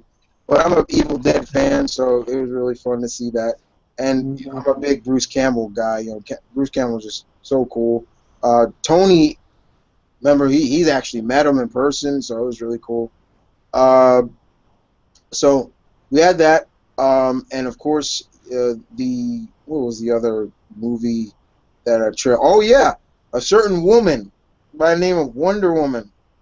Who's Yeah, that? I was speechless on that trailer. I Oh yeah. blew my mind away what I saw. This looks really like what I was looking for. Of the brighter toned. It didn't look very dark and gritty.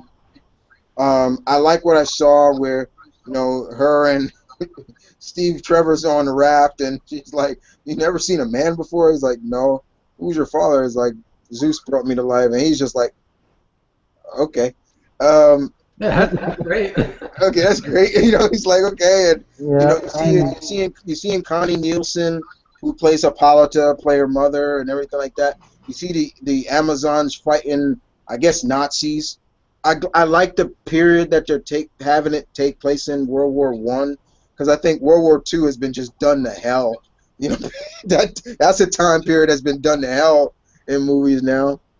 Seeing her move around and using the lasso, and I was like, oh my god! And it was just it really, you could really see that for everything, all the people that were like, oh, Miss Goodall's too skinny, she's not the right person for it. She really looked. I saw Wonder Woman. I'm just like, that's Wonder Woman right there. Just, I love how she was coming out of the foxhole, and she was just running at them and I think one guy tried to hit her, and the slag broke on her stomach. I was like, Jesus. She was just taking out the Nazis. I was like, man, that was great. And I hear, and then you got Steve Trevor's like, I can't let you do this, and she's like, that's not. I'm like, yeah, that's something one woman say. And you saw that one woman who had like a fake face or something. I was like, what the fuck? I'm like, who the hell's that? Some people are rumoring that it might be Tigress. Who? Sorry, You mean Tigress. Cheetah? Yeah, sorry. Yeah, you said Tigress. I know, I'm tongue-tied, sorry.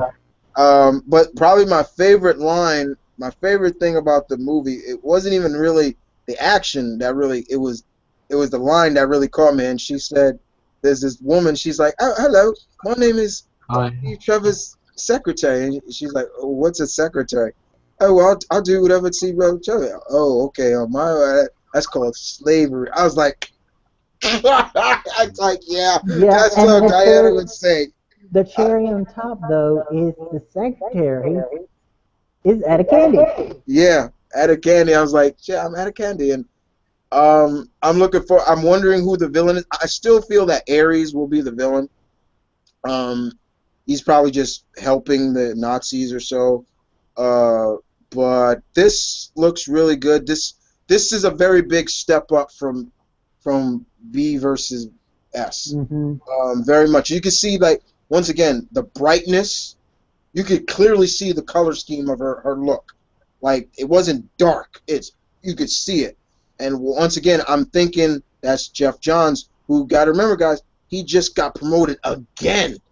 And you could really see, like, maybe this is him, once again, putting his foot down. It's like, yeah, okay, this is how it's gonna go now. None of this dark, gritty stuff. And you wonder about like colors and all. Just look at the lasso of truth. When it's activated, it glows. You've seen it glow and everything. I mean, it glowed in Batman vs Superman. It did glow, but here you're seeing it literally. It's glowing, and when she's using it, she's using her sword or shield, or or of course the bracelets, of course. But she looked great. She looked really good, and I couldn't be more happier for her. And hopefully this movie really puts a stamp of approval in terms of not just the fact that it's been a long time coming for Wonder Woman, to have her own movie, but it just puts a stamp on standalone movie about a female superhero can work. And this whole I'm hoping this works very well, just as much as I'm looking for the Justice League movie to do well. We already talked about that trailer. But we did mention though. Sorry. That one. I was just gonna say one thing. Go ahead. And that's I like the trailer for this Wonder Woman.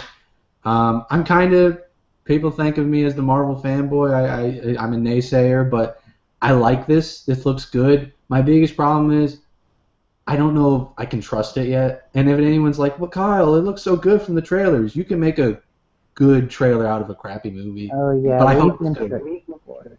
Because and I'm wondering if this is bad, and Justice League is bad. Will people finally learn? Maybe we should stop being so hyped. But I hope it's good. One, because it's a female superhero movie. It's important that it's good. It'd be like Black Panther being awful. That would be so upsetting. To see Black Panther be an awful movie. So I hope it's good.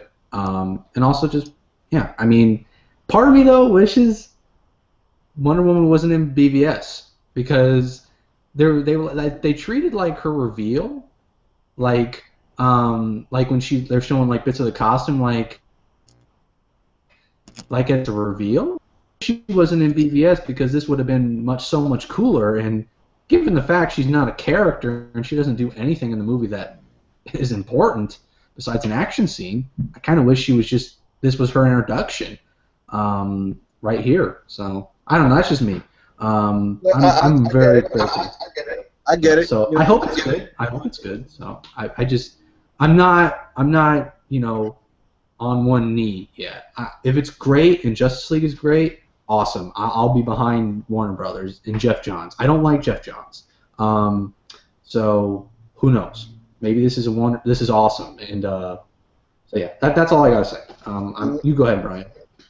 I'm sorry, man. Oh, no, it's fine. All I was gonna say is that you can tell in both this and the Justice League footage that it's just got like a brighter tone overall. Like they turned up the saturation and the lights. Yeah, like they discovered it. They were like, "Oh, hey, there's this setting."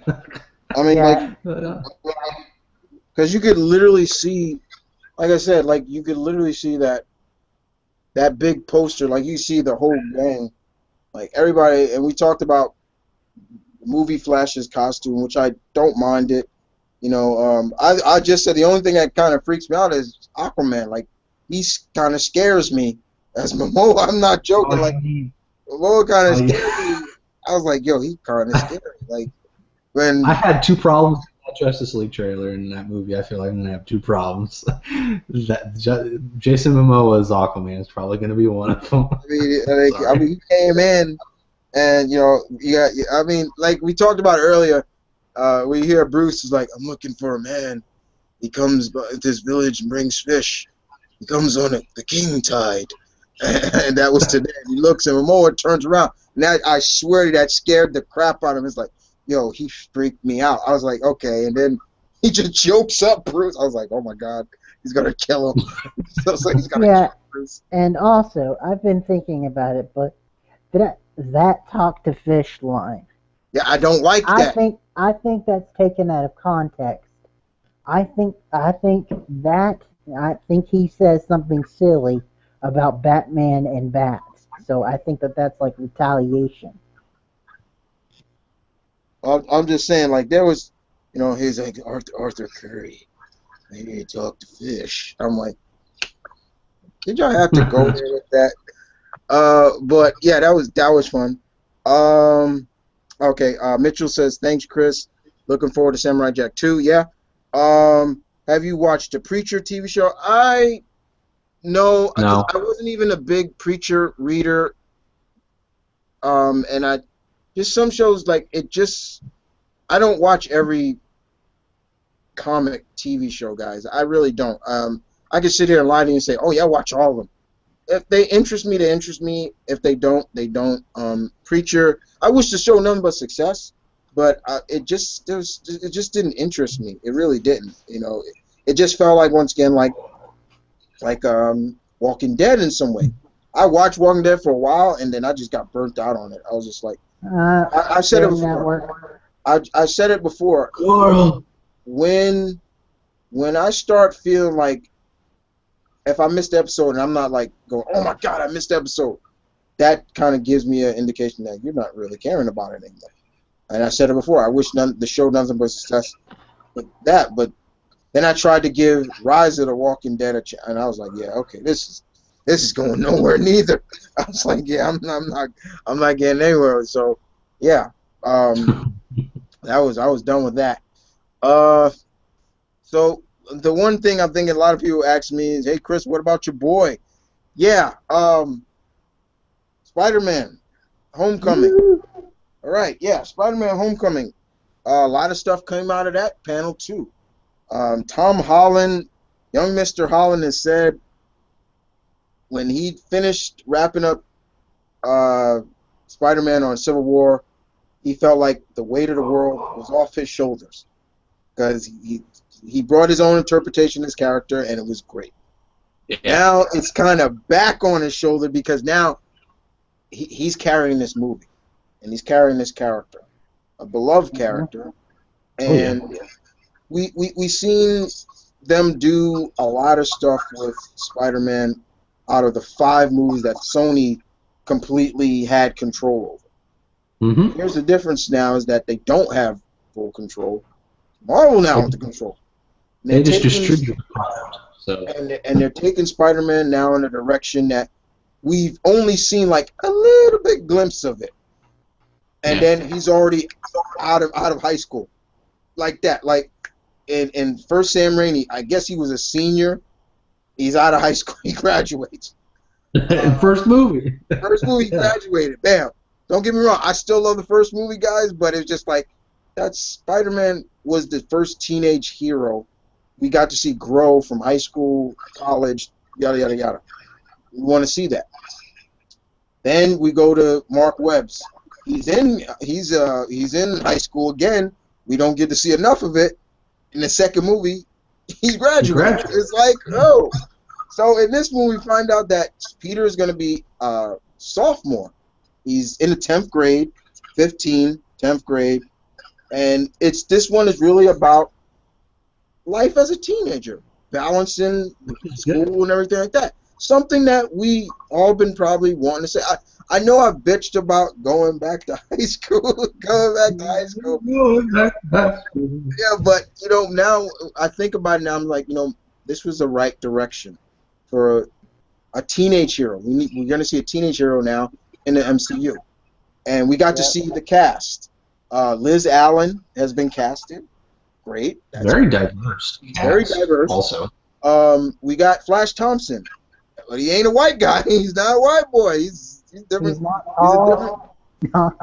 We got Ned Leeds. Ned Leeds in this is Asian. Who's gonna be Peter's best friend. Zendaya is who's she playing again? Michelle Gomez.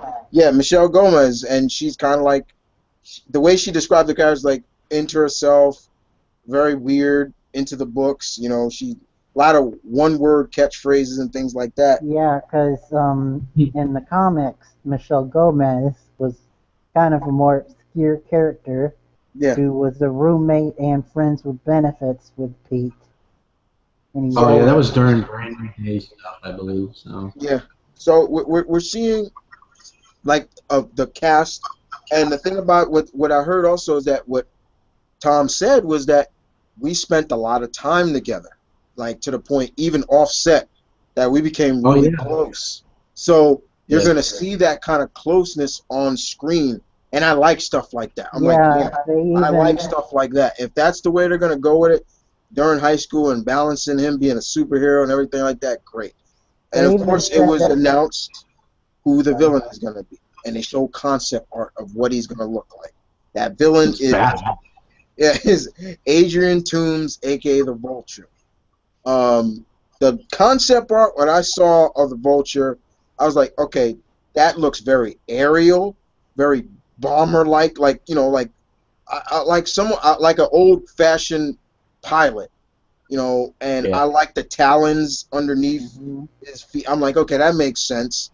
The Vulture. It's kind of funny that it is the Vulture because if you remember, guys, the fourth Raimi movie, the Vulture was supposed to be in it, and it was going to also have the Felicia Hardy and Hathaway as the Vulturess. Oh, come on, Chris. You know you would have wanted to see that. Come on. But anyway, back to this film. I heard you were talking about them like spending time together.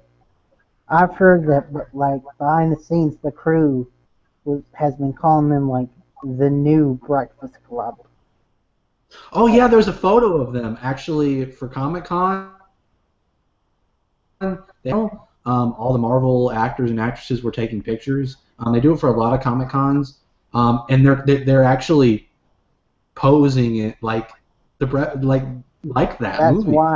That's why, because everyone was calling them the new Breakfast Club. Yeah, and the thing about it also is on the panel they showed like all the Marvel characters, their high school pictures from their yearbooks. I was like, oh my god, you got to see everybody. Bill or something like that. I think they had. I heard that was a part of the footage. I think as well. I think.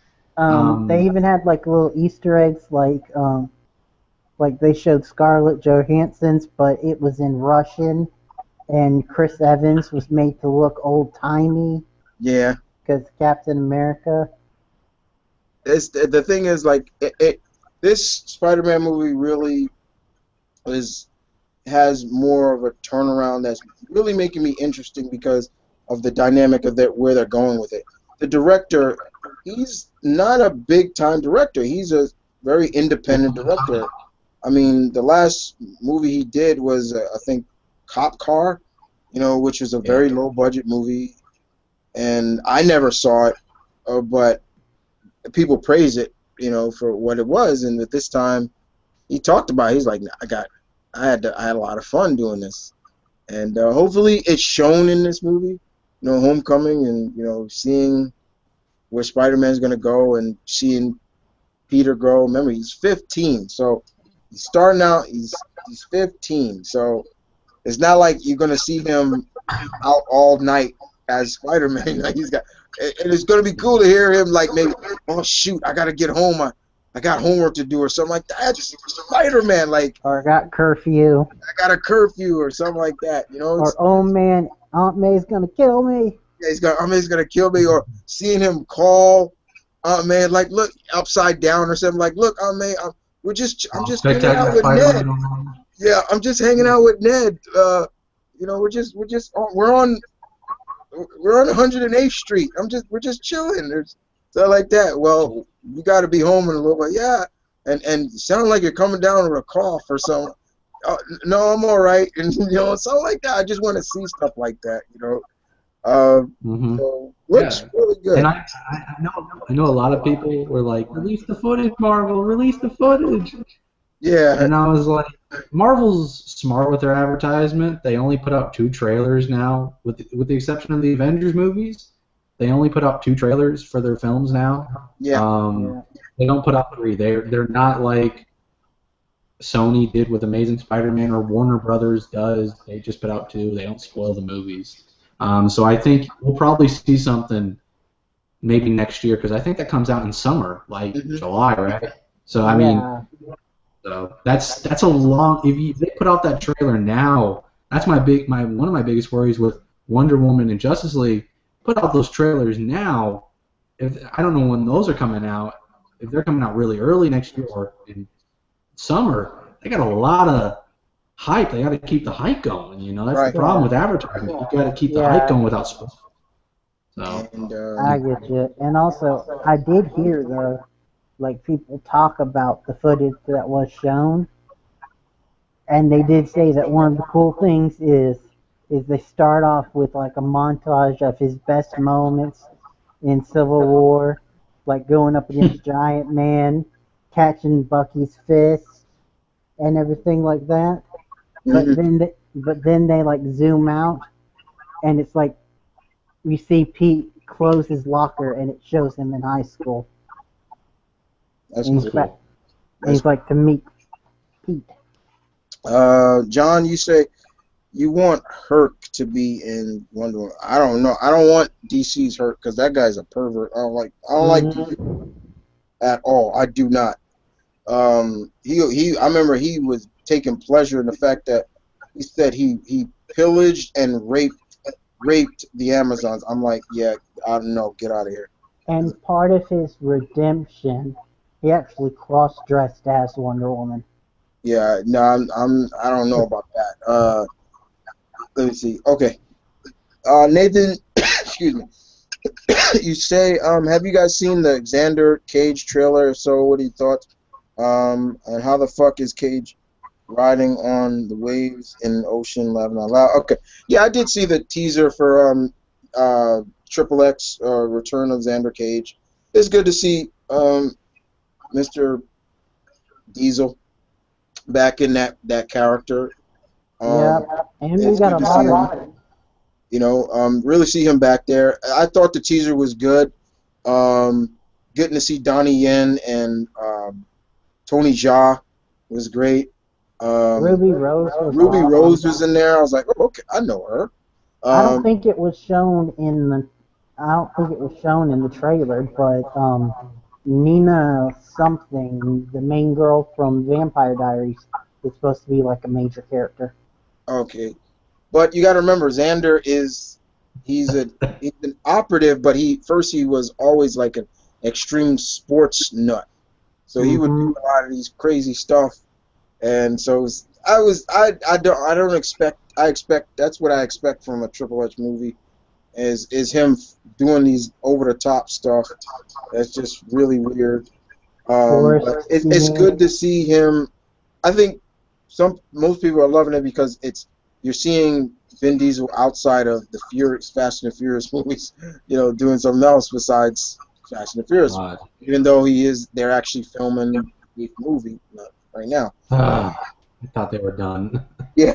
Oh no, they're going till at least double digits. I don't need that. I thought it would end sadly with Paul Walker. I figured that was the final movie for them. I mean, no, it looks like from what I've heard rumors is they're bringing in the main guy from Tokyo Drift to take Paul Walker's place. Yeah, people love that movie. Yeah, so, but yeah, you know, that was good. What else? Did you guys mention it's not movie or TV, but did you guys mention Marvel's first African American female writing a Black Panther comic on the two Mila? What's T'Challa's?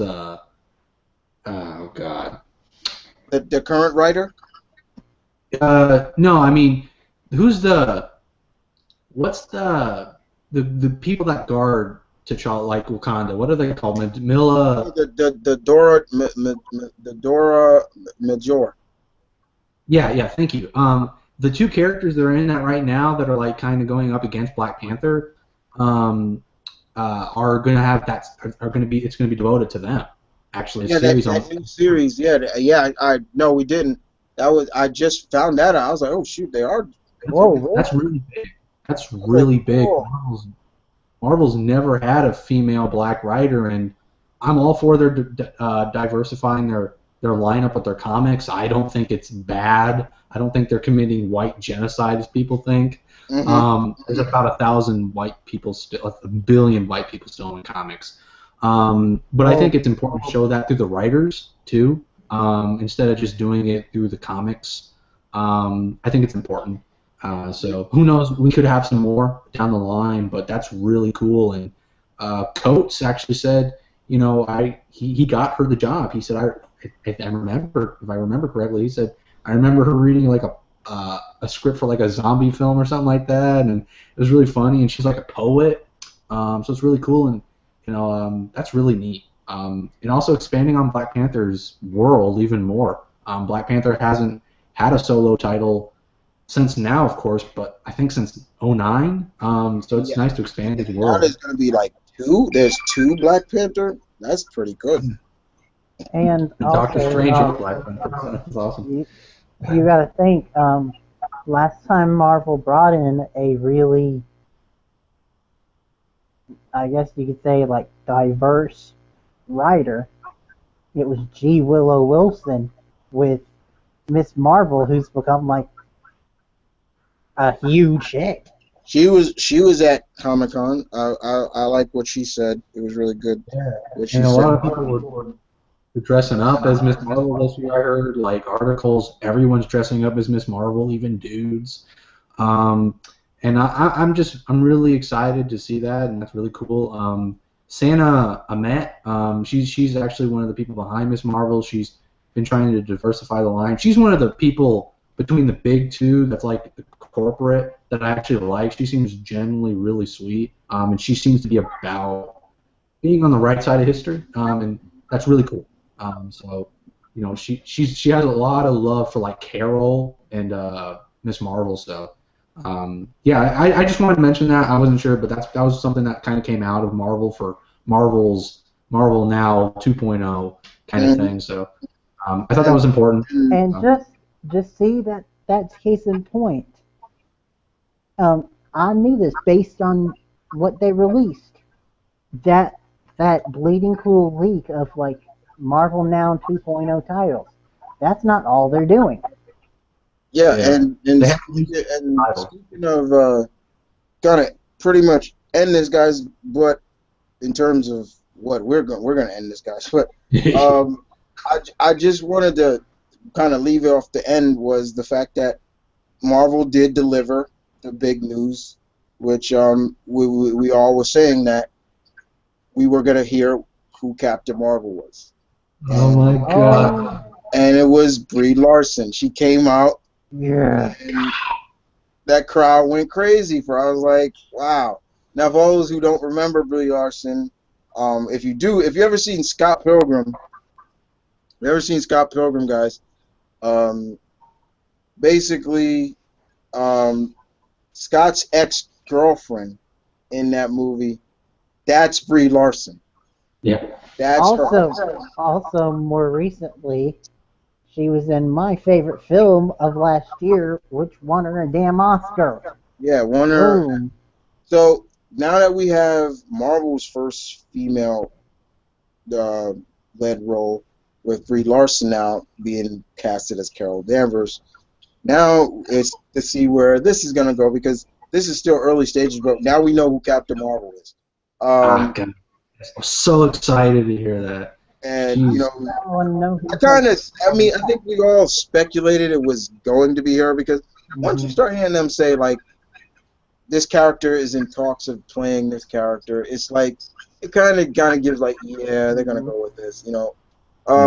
She wasn't my first choice. I didn't even have her in my pick for Carol, but I'm happy like that number 3. I'm happy she's going to be that role, you know. To see Carol live action is going to be really cool. Carol's really important to Marvel fans. She's really important, especially the past couple of years being Captain Marvel. She's like Wonder Woman for the Marvel universe. She's especially this year. She's gotten a huge push. You know, she's in Civil War 2. She's just become a huge thing now, and I hope the movie boosts her popularity. And even on Twitter, Brie Larson said, "Just call me Captain Marvel." it got over 271 like favorites, like Yeah. 1,000 favorites, and she's really getting into the fandom. She's talking with a lot of people. I've seen some of her favorites, like that she likes posts from like people that work in comics, like Kelly Sue, Margaret Stoll, one of the editors, I think, for Captain Marvel back in the day, that decided to change the costume because he wanted his daughter to dress up as Captain, Carol Danvers, which Carol's original Miss Marvel, her Miss Marvel black leather look. Kids can't dress up as that. It's awful. And okay, and speaking of that, that's gonna be pretty funny because I'm hoping they play that up like at some point. Is like she's looking and she puts on that look and she's like, oh hell no. I'm not I wearing hope that. it's kind of like Supergirl. The thing about it is I'm hoping that they get maybe like Kelly Sue DeConnick to be like a consultant on it, because I'm thinking this movie is definitely going to be very influenced by Kelly Sue DeConnick's run. Oh yeah. Definitely her run. So seeing maybe Kelly will be a consulting on it, and we know the Kree is definitely going to be a big factor in this movie.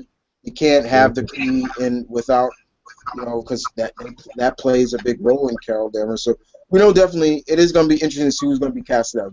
Marvel, and who's going to be the villain, things like that. Marvel is going on to say she's going to be the most powerful of all the heroes, and I'm like, I don't mind that at all. I have no problem with that at all. I mean, that means she's going to be powerful. She's going to be stronger than the Hulk, stronger than Thor. So I'm like, you know what? That's fine, because Cinematic Universe Thor is so depowered, it's not even funny. So I'm okay with that. I want to see them somehow incorporate Quasar, Adam Warlock, and of course Nova, which eventually Nova's going to get in there. We all know that. But I don't know. I want to see this bigger. Yeah, definitely. Definitely, I'm hoping Captain Marvel really opens up the door more like the Guardians should for more cosmic stuff. The galaxy is a big world, so it's like let's get down with that. I mean, I've always felt that when I heard the Nova Corps was going to be the Guardians of the Galaxy, I'm like, oh, we're getting the human rockets. All right, cool. And then when I saw them, I'm like they look like Judge Dredd, but I'm hoping still we're going to see them flying like human rockets. But no, they're just cops. I was let down by that. I was like, so hopefully maybe something happens to the Corps, and maybe they tap into maybe a hidden power that has been hidden or been secretly kept secret, and then we get the real Nova Corps or something like that. I don't know. We saw Adam Warlock's cocoon with the Collector. So hopefully we'll see Adam Warlock sometime soon. And also, I could be reading into it, but the logo for Guardians of the Galaxy 2 had a very Nova feel to it. Okay. But with Quasar, we definitely got to see the quantum bands, and we got to see Weldon Vaughn, who a lot of people said we did see Weldon Vaughn already, because he was a Shield agent at one point. So we'll see where it is from that. But definitely seeing Brie Larson was really good. I'm really happy for her. I even told her that, tweeted that to her person. I was like, I'm really happy for you. You're Carol now. I'm gonna start calling you Carol Danvers now. I'm gonna start calling you there's Carol. We'll know she'll definitely dye her hair. Cause I think she's a redhead right now. So she'll definitely dye her hair, and you'll probably see her get into shape. And definitely got to remember she's Air Force first, so we're definitely probably going to see her with the Air Force first and everything like that, and we'll see it probably go from there. From maybe Marvel is already on Earth in disguise, and he's spying on Earth, trying to learn their defenses and what's their weaknesses, the Earth defenses, and for their military and things like that. But it should be really good. And that was, but like I said, a lot of people will ask and say, okay, who won Comic-Con this year? And Marvel or DC. I said it before, and I say it again. We won. It was like Yeah. we won. It was like Mhm. we're the ones that win. All the announcements that came out of this year's San Diego Comic-Con was phenomenal. Mhm. I had two friends that were there. Comic Uno Cat went there. She did some interviews. She talked to some of the cast members of certain shows, um, even Supergirl and things like that. I know she didn't get to see I do the iZombie. I wish she really did. And then of course my friend Eliza, who goes every year, and she's always posting pictures up, and it was really fun to see that. But thing now is, I'll be able to do that this October because I'm going to New York Comic Con this year. So yeah, it's gonna be fun to do that. Um, but yeah, guys, San Diego Comic Con this year was really good, guys. Um, yeah, Nathan. Yeah, Marvel did announce some news about an Avengers cartoon entitled Avengers Secret War, The Vision, Captain Marvel, Ms. Marvel, Black Panther. Will you guys watch it? I said it before. No, I'm not interested in it. You got those good names, but it's just like when you when you take away greatness that was Earth's Mightiest Heroes and replace it with this, I still have a big problem with it. I still have a big problem with what they did. I've watched a few episodes of Avengers Assemble and all the other ones, but it's just like Garbage. Ultimate Spider-Man. I can't watch that. I can't watch that. I can. Okay, I will. I'm not gonna lie to you. I do sit down and watch Guardians of the Galaxy sometimes because I'm like, yeah, I can take that being just silly and stuff. Okay, but Only time I liked Ultimate Spider-Man cartoon is when that character was in Spider-Verse. I watched the Spider I'm Verse. talking about like the actual comic. Oh, okay. Oh, okay. Yeah.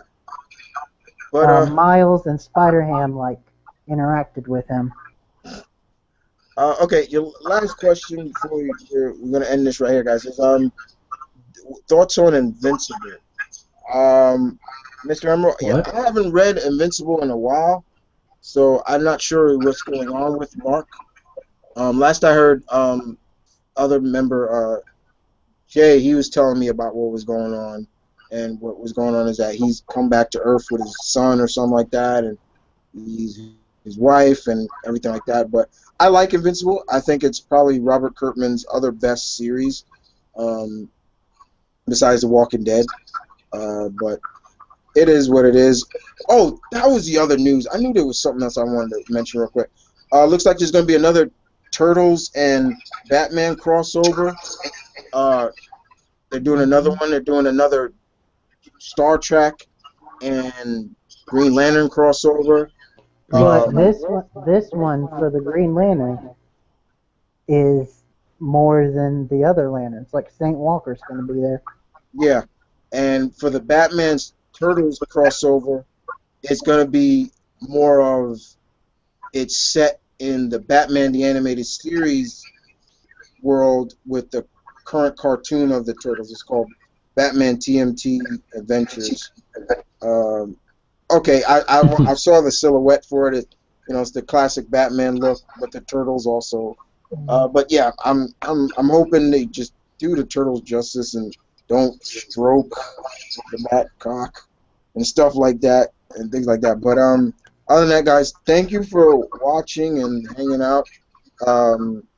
Guys, it was a lot of fun to talk about San Diego Comic Con. It's always good to do the roundtables at times with San Diego Comic Con. A lot of stuff came out that I'm looking forward to. The movie trailers were good, but I will agree, definitely have to agree with Kyle on this one, guys. Let's think about it. Think about it for a little bit. Think about it. Was it too early for the Wonder Woman and Justice League? These movies aren't coming out till next year. It's not like they're coming out in 2 months. They're coming out. So I know it's Warner Brothers want to give you guys a little piece of what these are. That's a little piece of what these are. And that's good and all, but now they really got a harbor on the advertising now because of And one thing to keep in mind real quick is the Wonder Woman. They called that an official trailer, but for Justice League, they just said it was footage. Okay. All right. See, I didn't notice that one. I didn't know that was they call it the Comic-Con trailer, but it is what it is, guys. But thank you for watching, guys. Thank you for hanging out, and hope we answer your question as best we could.